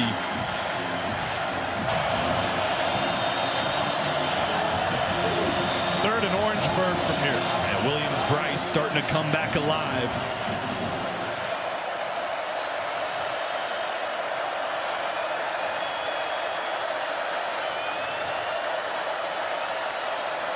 Four-man rush. Pavia fires over the middle, complete. It's Eli Stowers and a Vanderbilt first down. There is a flag in the backfield where Pavia got crunched again. And I believe it was Dylan Stewart. Personal foul, roughing the passer. Defense number 6. 15-yard penalty will be added to the end of the run. First down. Correction, it'll be half the distance to the goal. Just a mental mistake from Dylan Stewart. The frustration, hasn't been able to really get after Diego Pavia the way he's used to. Just gives a little shoulder at the end there. I don't know if that's roughing, and I know I'm a quarterback, I'm biased. I'm a Vandy quarterback, but not a ton of big contact, kind of bumps him, but the throw from Diego Pavia was fabulous. DQ Smith had eyes.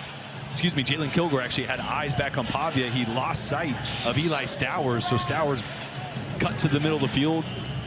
Kilgore kept going down the field and left that wide open.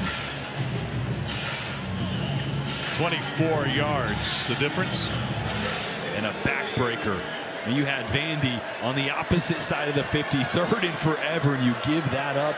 A penalty is insult to injury, and now Vandy knocking on the door trying to extend this lead. Cedric Alexander with a hesitation. Vanderbilt has been a fantastic second half team. That's how they put Virginia Tech away. And with the way Vanderbilt uses the clock, possessions are going to be severely limited for South Carolina going forward. Yeah, not even sure. If Vandy scores here, not even sure South Carolina will get the ball back 3 times. Yeah. They'll be down 3 scores. So once again, that's where defense or special teams would have to come up with something sensational for South Carolina. Pavia keeps it, and Stewart hugs him and takes him down.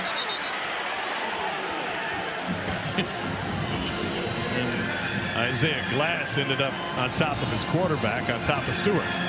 And a frustrating day for Stewart, and I asked Clayton White about this. Do you feel like you had to talk to him a little bit more? It's not going to be a game where you can just pin his ears back and rush after a quarterback that's going to be in the pocket. You have the options, you have the rollouts. A game where he knew he was going to have to play the run, be physical. You saw the frustration come out. Hitting Pavia a little bit late. And again, another opportunity for South Carolina. 10th play of the drive. They've already burned more than 6.5 minutes. Pavia looking end zone, pulls it back, flag down, probably holding. Sidearm, crosses body, picked off. South Carolina with the takeaway. Justin Okoronkwo, and a flag at the end of the return. And South Carolina's defense arrives just in the nick of time. The result of the play is an interception. Holding. Offense, number 72. The penalty is declined. First down, South Carolina. We talked about those plays. The highs are high, the lows are lows, and when South Carolina needed a play to get back in this game, Diego Pavia gifted them. And South Carolina alive again.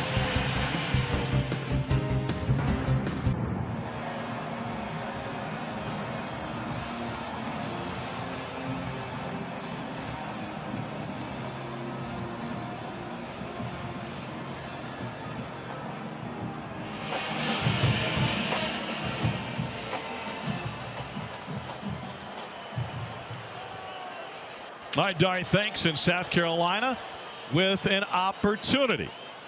Luke Doty running the option. Picks up a yard and a half. Celebrities in the house. Theo Vaughn was at Asheville's stadium for the win against #1 Alabama last year. That's the lone win against a ranked opponent for Vandy in its last 21 tries. But there was a shot of Cole Santa right next to Theo, and I was going to say two of the great podcasters in America. Yep. Yeah, there they are. Together getting millions of views every week. Yes. I don't even want to know what he told me about Diego Pavia's mom either. Like I'm just, what? That's not a bad. No, it's not like that. It's not like that at all. Well, let's hear it. Tell us. The way that I understand this story is that, maybe just give me a nod if this is okay. Diego Pavia wins this game. He promised you he would set you up with a date with his mom. Yes. Okay, there we go. He's a nurse, and I've always wanted to. My goal is I would like to marry a nurse one day, so that's why I think smart. He was thinking about that, but I don't even know if I would do it. I don't know. I like being his friend. I don't want to end up being like his stepdad or something, you know. That would be weird. I got it. That is being friends, so I don't know. We'll see what happens. And we have run out of time in the third quarter. The podcast will have to continue later this week. Nicole, you should have him as a guest. 21-7, Vandy.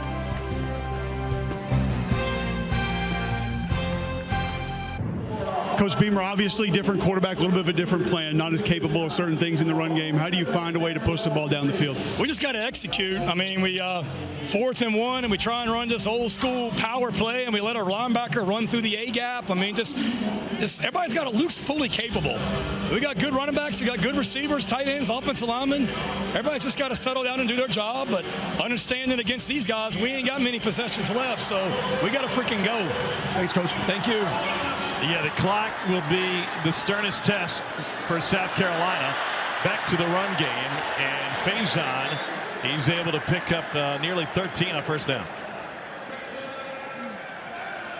Vanderbilt put together a couple of long drives in the third quarter. One led to a touchdown, the other an interception. They've dominated time of possession tonight.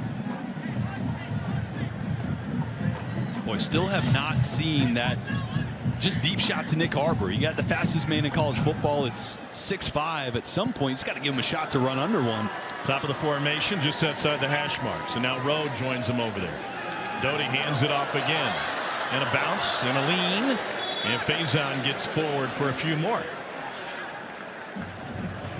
In fact, it's a gain of 5. Faison starting to get going in the run game, but they went to Harbor early. 4 catches for 66. Yeah, we saw it in the Virginia Tech game, right? The deep post over the top was kind of the dagger in that game. He's got the ability to change a game in one play. Right now, still trying to manage Luke Doty in this game. The flag. Brian Longwell was draped on Jordan Dingle, Kentucky transfer.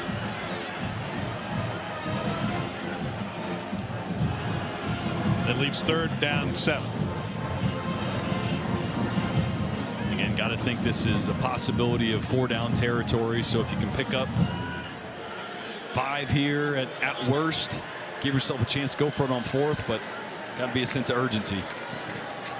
Doty picks up a block and then gets shoved down at the 49. Yeah, they're going to go for this here on 4th down. Picked up just enough to make it 2.5. Yeah, 2.5, 3 yards. I like going tempo here. That stop last time. Doty dumps it off low, got pressure in his face. And a turnover on downs as C.J. Hurd came crashing in on the quarterback. And that pose says it all for Shane Beamer in South Carolina tonight.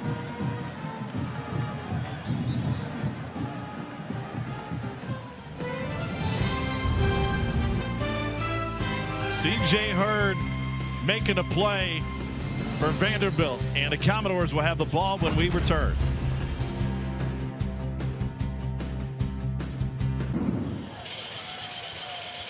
21-7 Vanderbilt Hillard Williams-Brice Stadium. We read and react with Roman Harper every Monday night on the SEC Network. Take you a little bit inside what we like about this Vanderbilt offense, the physicality of the offensive line. Watch the center position right here. Work this double team and just get movement at the point of attack, head across, the finish, dump. That'll get you an invitation to the block party to open up that touchdown run for Lassiter. The physicality, the push, just the overall grit of this Vanderbilt offensive line, very different from a year ago, Tom. You know what's different is those two guys behind the monitor that seem to be enjoying themselves. Were they a distraction to you? Surely you're not talking about Kenny Powers right there in the 23 jersey. I think one or both of those guys should get an invite to whatever party you're throwing, block or otherwise. I think they've already been there. 2nd and 5 for Vandy, which gets Georgia State at home next week, and that includes quarterback TJ Finley. How many schools has Finley been at? I'm going to go 7. I don't have the answer. I should figure that one out. Former Auburn quarterback. And the fact that he got there on a Monday after a game and then started the next week is pretty impressive, I will say. Huge hole on the right side for McKalen Young, junior out of Midland, Texas.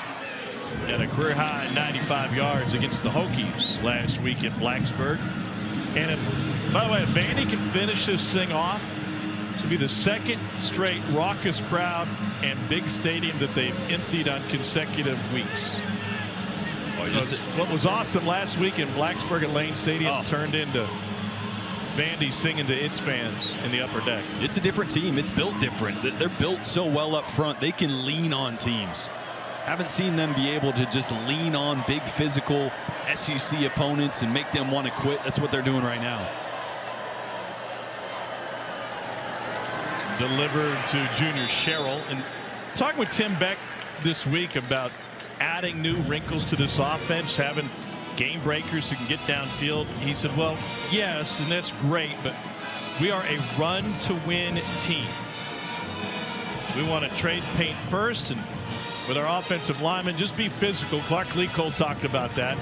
Just get out there and be physical first. We can refine the mechanics later. It's not coaching clinic tape, Tom. You're not going to put this on and show beautiful footwork, hand placement, hat placement every time, but goodness, they like to get off the football and trade paint. Had a great conversation with their center, Jordan White. He's a DeMatha man who started his college career at West Virginia and then moved on to Liberty. He's kind of paved the way for Pavia. And one of the reasons that's been working so well, Tom, Chase Mitchell, his right guard, was his teammate at Liberty. So they already had that communication. And actually, Clark Lee, Barton Simmons telling me that Chase, a big part of recruiting Jordan in, that they kind of got the go-ahead, got the green light, got the thumbs up, said, yeah, this is the kind of guy that we need, the kind of guy that we want. So Vanderbilt utilizing their own players to help recruit and get the final word, final say on players they're going after in the portal. And Mitchell's sporting that Burlsworth look. And Jordan White told me the first time I saw him, I said, man, you play with glasses? I said, no, these are goggles. Hey, Burlsworth's a compliment. Indeed. Pavia folded over. I don't think Diego Pavia will ever leave a game with a clean jersey. He could get grass stains on turf that leaves 4th down. That was the stop South Carolina needed. That is game worn. This right here, a massive field goal, though. Vandy with the ability to stretch this to a 3-score game. 51-yard attempt for Brock Taylor. Would nearly put it out of reach. He is 6th in the country with 13 consecutive makes. And from deep, he's got it. 17 straight makes from Brock Taylor. Vandy held to a field goal, but the Doors extend their lead. 24-7 for the fellas from Nashville.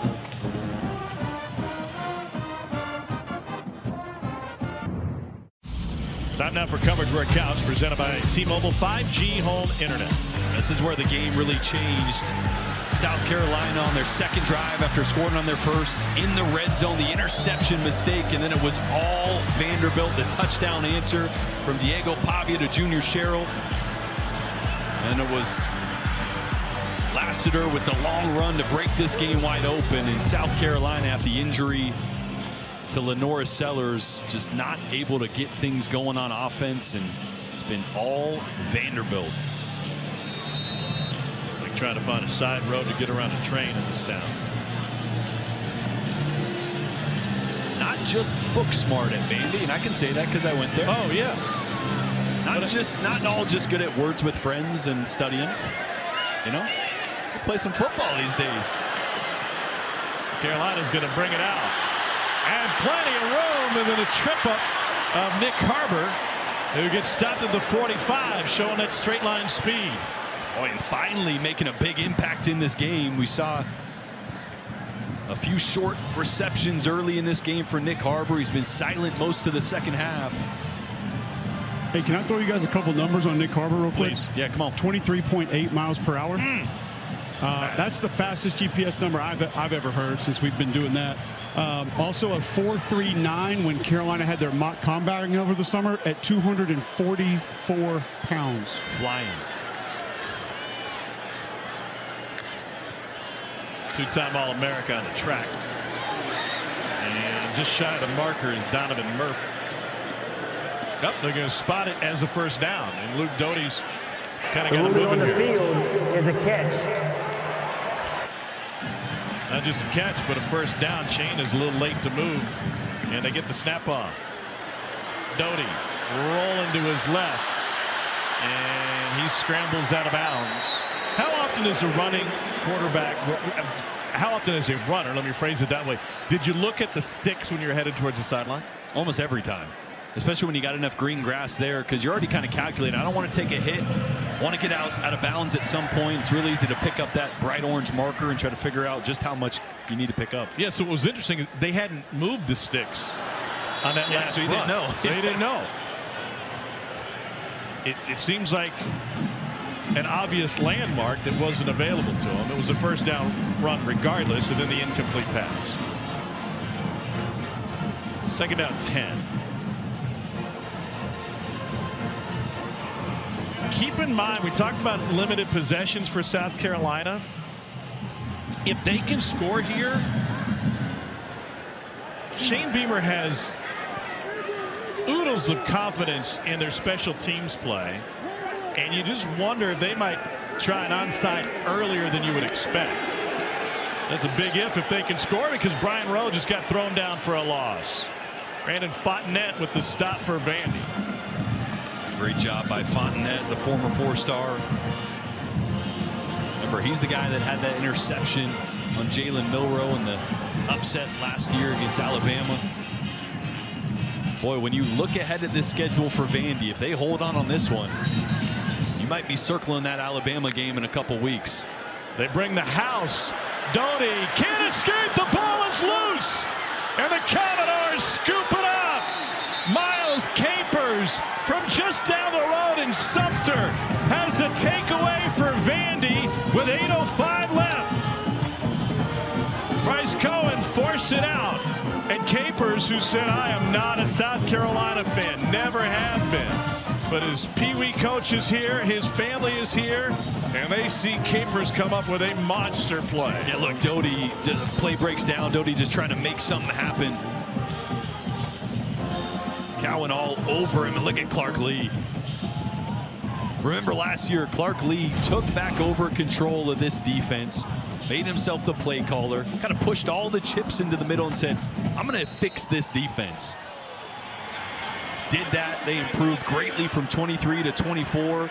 Handed the reins over to Steve Gregory this year to call the plays, to get back in the CEO head coach role.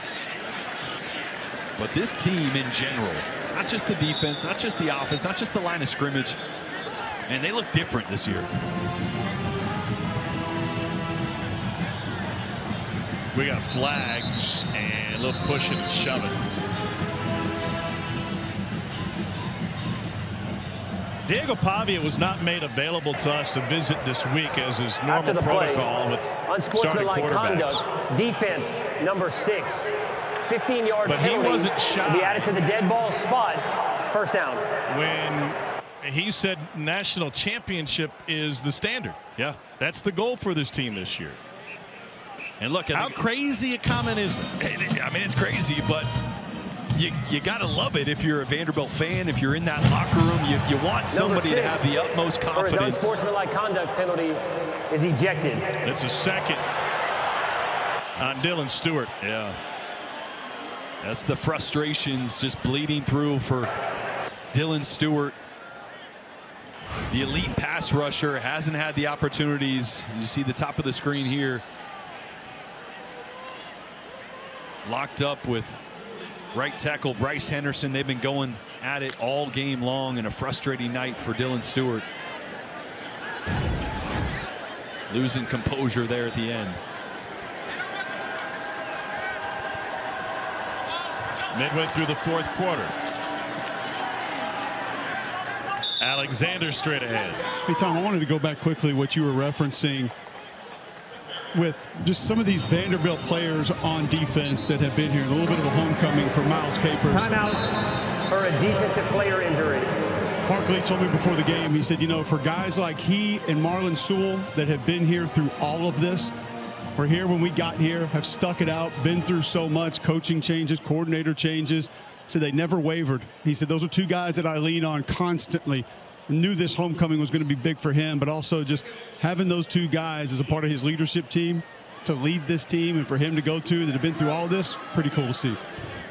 Well, and the thing about Capers, who was a great visit this week when we were preparing for this game, is he confirmed what Clark Lee had laid out to us before the Bama game last year. Here's Hoskins inside the 5, which is the tenor and the tone of this program all changed going into last season. Clark Lee decided we're not going to waste time doing anything but chasing wins. Every penny, every minute goes towards winning. And that might sound really basic. You may take that for granted, but Clark Lee is a high-minded individual. He's a double door. He's got 2 degrees from this institution. He wanted to raise men and husbands and fathers and leaders. And sometimes that took away from the focus on winning. Straight ahead, Alexander. And not just, I mean, you never lose sight of winning, but what you mean there is not doing everything possible, whether that's accumulating talent in the transfer portal, right? Accumulating talent on the coaching staff, going and getting guys like Jerry Kill and Tim Beck and Diego Pavia. Every time we met with Clark, it was a dissertation on how to develop guys and talent, recruit high school athletes and get them to be 4- and 5-year players at Vanderbilt. And then, heck, that's not working. Let's go get guys and let's figure out how to win tomorrow. Yeah, because then his starting running back goes to Kentucky and ends up playing for Mark Stoops after all of this time they put into developing him. Alexander to the goal line and in. And Vanderbilt's going to stun another road crowd. They're going to ride back to the West End with another win under their belt and a 3-0 record.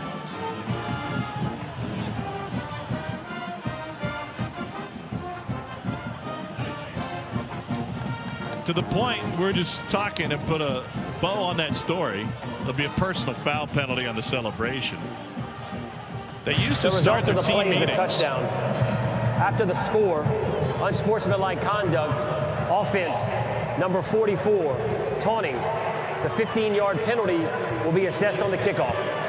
They used to start their team meetings with big picture leadership examples and that lessons. Is number 44's first. And Clark told us last year, he said, now disqualification. We start our meetings with the game plan to win on Saturday.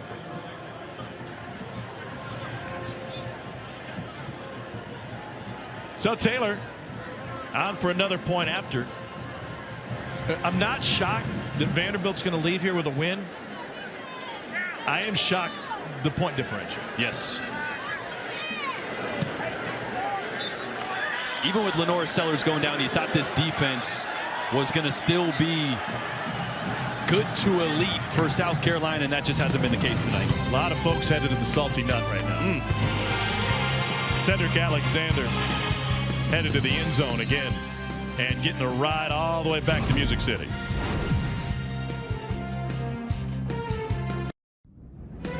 SEC Saturday Night is presented by Home Internet. If you didn't know T-Mobile has home internet, you do now.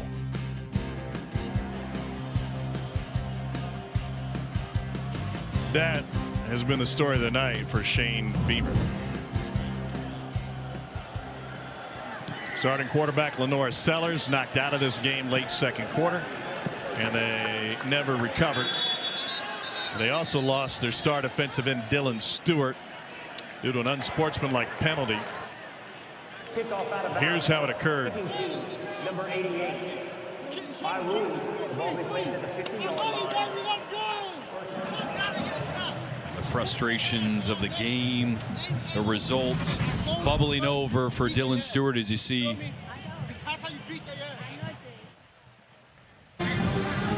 Watch him right there exchanging words and a slap to the face of Diego Pavia.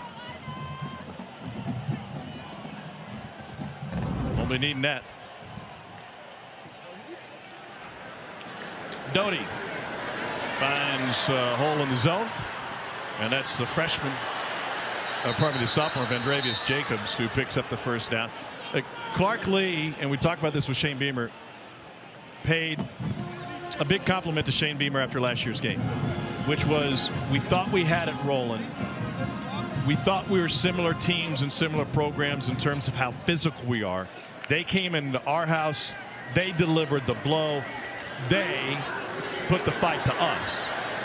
And the ball is loose, and it's another Vanderbilt takeaway. Jordan Matthews finds the loose ball. It is the third turnover of the night for South Carolina. And Vanderbilt has been the better team and the more physical team in just about every category tonight. Yeah, I think we're learning a lot about South Carolina as well. Obviously, the preseason ranking, a lot on how they finished last year. That defense was so elite. All the guys that they sent to the NFL. A lot of holes to fill, and you thought, okay, maybe they're going to figure things out in the first couple weeks. And I think we're just realizing the defense is not the same. Right. The weapons are young on the outside. They need time to develop. They're miss Rocket Sanders more than anybody maybe imagined. And just not a team that maybe was, now we can tell in hindsight, deserving of the ranking that we saw earlier. And we gave them a lot of credit because how good Dylan Stewart is and how good Lenore Sellers is, but they had a lot of holes to fill from that team that was so good last year, and they're still a work in progress. Pavia's night is done. Blaze Berlowitz Jr. out of Cushing, Oklahoma. Cushing High School takes over. Former New Mexico State quarterback. They've heard that's been a pipeline. By the way, Vanderbilt is in line for its second largest margin of victory against an AP ranked opponent in school history, dating back to the 1955 win against then number 17 Kentucky, in which they won by 34. This will be just their second win in their last 21 games against top 25 opponents. Of course, knocked off number 1 Alabama last year. Timeout, South Carolina. It is their first. It will be 30 seconds. Carolina trying to hang in there, now facing a 3rd and 12. Pavia's night ends with 177 yards and 2 touchdowns.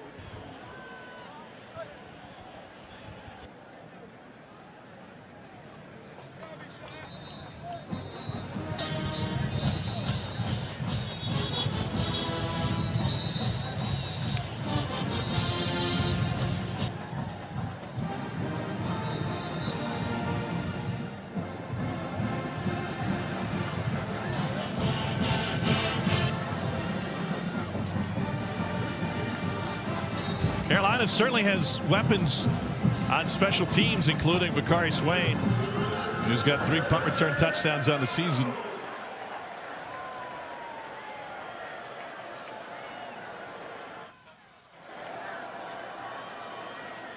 And they won't get anything here.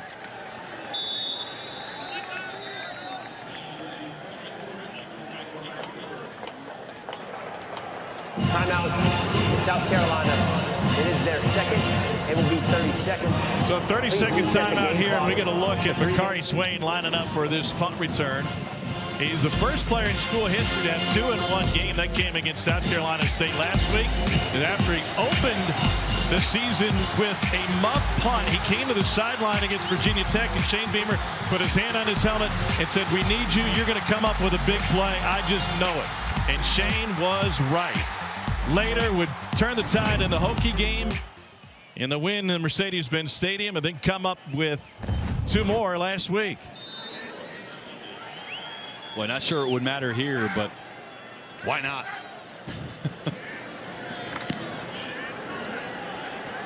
He's not going to get the chance. And they'll have it at the 36. Let's get it to our friends at Academy Sports and Outdoors.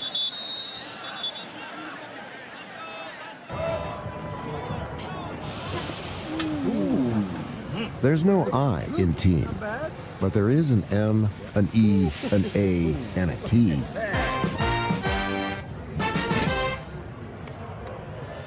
We had 3 flags on that play.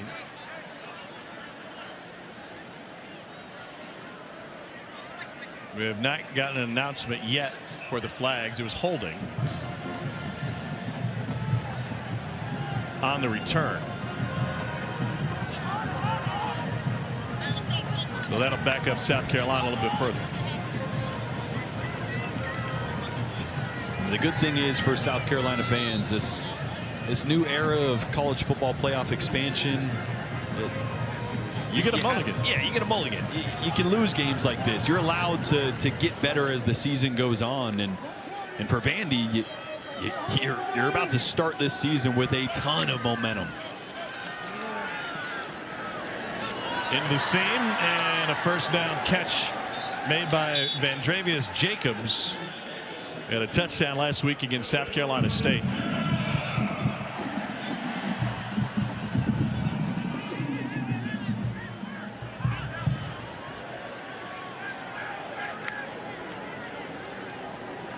Three-man rush in out to the perimeter. Amazio Bennett has been quiet tonight, and a sophomore out of Greenville, South Carolina, picks up the first down on his first catch. Luke Doty in relief of Lenora Sellers has gone 15 of 20 for 124.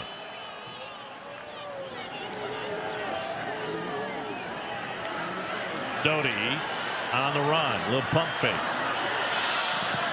We don't know exactly what the injury is to Lenora Sellers. All indications are that it was a concussion based on the targeting, Shane Beamer's reaction, and you just hope that it's something he could come back from immediately. South Carolina will be back on the practice field on Tuesday, is how a normal week goes for Shane Beamer's team. And obviously they are a much different offense, even though they've had their shortcomings and there are some limitations here early in the season. Lenora Sellers was the rookie of the year in this league last year. He is a major difference maker. They can't afford to lose for any more time than just a half. Yeah, he's a guy that dictates to the defense, right? The defense has to play you a certain way because of the talent with his legs, the athleticism, the ability to push the ball 65, 70 yards downfield if he needs to. He's a game changer. Didn't see the best version of him. And again, back to that interception in the red zone, changed the game. South Carolina looking for a late score. We hit the 2-minute timeout. Vandy up 24.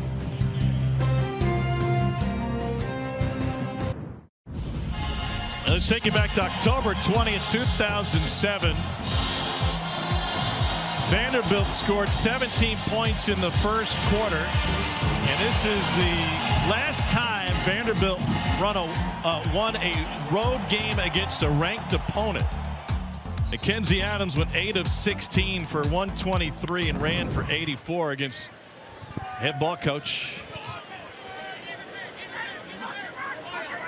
That snapped a 7-game losing streak for Vandy to the South Carolina program, and now South Carolina won 16 straight against them. Best winning percentage for South Carolina against any current opponent. A minimum number of games, obviously. Here are the things that Vanderbilt will accomplish tonight. First 3-0 start since 2017.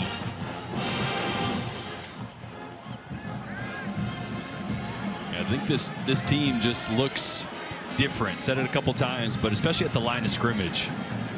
The offensive line, their size, aggressiveness, they were able to lean on South Carolina here in this game. Really just make them want to quit up front, honestly. And defensively, slowed down the run game. Ooh, they bring the house. Let me ask you this. What else does South Carolina, let's assume Lenora Sellers is back against Missouri. What else do they need to refine to get things going? They need to find somebody, I think, on the outside that can be a catch after the run dynamic threat. Because look, Nick Harbor is one of the more dynamic athletes, but he's a straight line guy. He can take the top off. He's still developing as a really a #1 wide receiver that can do every route on the route tree. And they got a lot of young guys. We've said some of them tonight. Donovan Murph, Brian Rowe, Mazio Bennett. They got to find somebody on the outside that can really help Lenora Sellers when he needs to get the ball out of his hands quickly. I think that's kind of been the problem. Not a lot of catch after the run. And they got to take on a Missouri team that put 52 on the Raging Cajuns, 606 yards. Ahmad Hardy went for 250 and 3 touchdowns on the ground. It's pretty good. Yeah, Missouri looks good, man. Raging Cajuns offense passing 2 for 14 today. That's not great. Not that great. Oh, what a catch! That's incomplete. Lawrence got his hands on it. I thought Mo Brown came down with it, but it just slipped out of his hands as he went to the turf. Oh, great concentration to stay with it. The coverage was there from Carson Lawrence, and he just almost headstand, couldn't come down with it. By the way, Ole Miss knocked off Arkansas tonight in a close one, 41-35. Yeah, Trinidad Chambliss threw for 353 and a touchdown. Not bad for a guy who was playing Division II last year.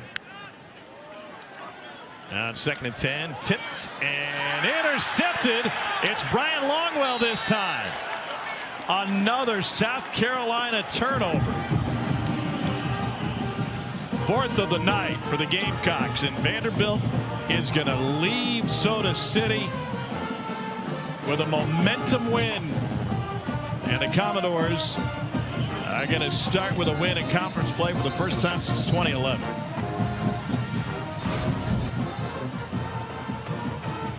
It's a great job getting your hands up. If you don't get to the quarterback, get your hands up.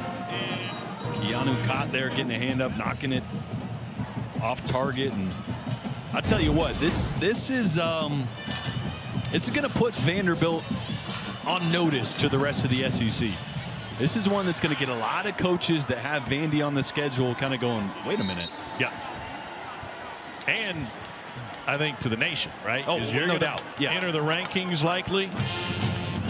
3 straight 20-point wins for the first time to open a season since 1930. Clark Lee has been making history at his alma mater the last couple of years. No doubt. Deserves all the credit for what he did to build this program back to a point where game clock operator. Vandy was not just respected, but now feared in a lot of ways for what they're able to do on both sides of the football. A Vanderbilt man through and through, and he should take a lot of pride in the way his football team has played. That was the Capers family in the stands. They all rolled in here from Sumter. Miles Capers has a pick tonight. The reason why we're winning, God, baby.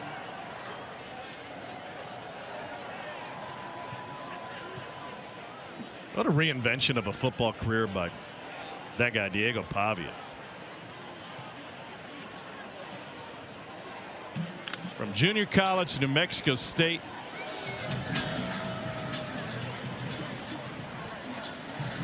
And then he gets into Vanderbilt, and he has turned this program around. Vandy's going to go to 3-0. South Carolina will suffer its first loss of the season and go on the road to Missouri for a night game next Saturday night. And Shane Beamer's got to figure some things out. Clark Lee Looks like Vandy's got it figured out. He's standing by with Cole Kubler.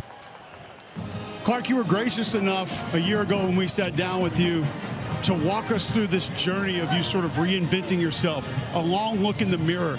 Not a lot of people can do that in any facet of life, much less being a head football coach. There's a lot of me watching this game tonight that feels like this is sort of an accumulation of what that process was for you. I don't know if I'm reinventing, but I'm inventing. You know, I'm learning because I'm still new at this. But hey, tonight's about our team. It's about our players, our coaching staff that prepared them the right way. Yeah, it's a good South Carolina team. This is an excellent environment, and I'm just really proud of them, and I want the story to be about them. There are a lot of descriptions of how you guys have looked this year compared to last year. Jordan, Tom, and I both share different thoughts of it. The thing that stuck out to me during this game was edge. Line of scrimmage, different facets of your team. How do you go about finding that within a team from one season to the next? Well, as part of it's building. Part of it is always been there. It's been young. It's been growing. Obviously, we made some changes a year ago that I think changed the attitude of our program. And we've got guys that are bought in. The new players, they come into something that has a pulse to it. And so it takes them little time to adjust. We look for very specific guys, and games in our league are going to be physical. Games in our league are going to be one up front, and I'm proud of the way the guys played on both sides of the line of scrimmage. There's a word that I heard you guys use multiple times pregame. You used it in our meetings. I've heard your players use it. It's confidence. How do you make it as strong as it is with this football team this year? Oh, I don't know. We work. These guys work really hard. They invest a lot in it. You know, we do the right things the right way. That's where confidence starts. And obviously that we've gotten some results now. We know how to play. We know we're going to be in every single game. We're going to have to play well to win. But this has been a 5-year build. I mean, it just takes time to change an environment. And I'm grateful for all the people that are here to help me do that. Thank you, Coach. Congratulations. Thanks so much. Well, a very humble approach for Clark Lee and for this Vanderbilt program. And his humbleness belies the swagger that comes from his starting quarterback, who wins as an underdog for the 14th time. We'll be back with more from South Carolina after this, but first, let's get you to Dari.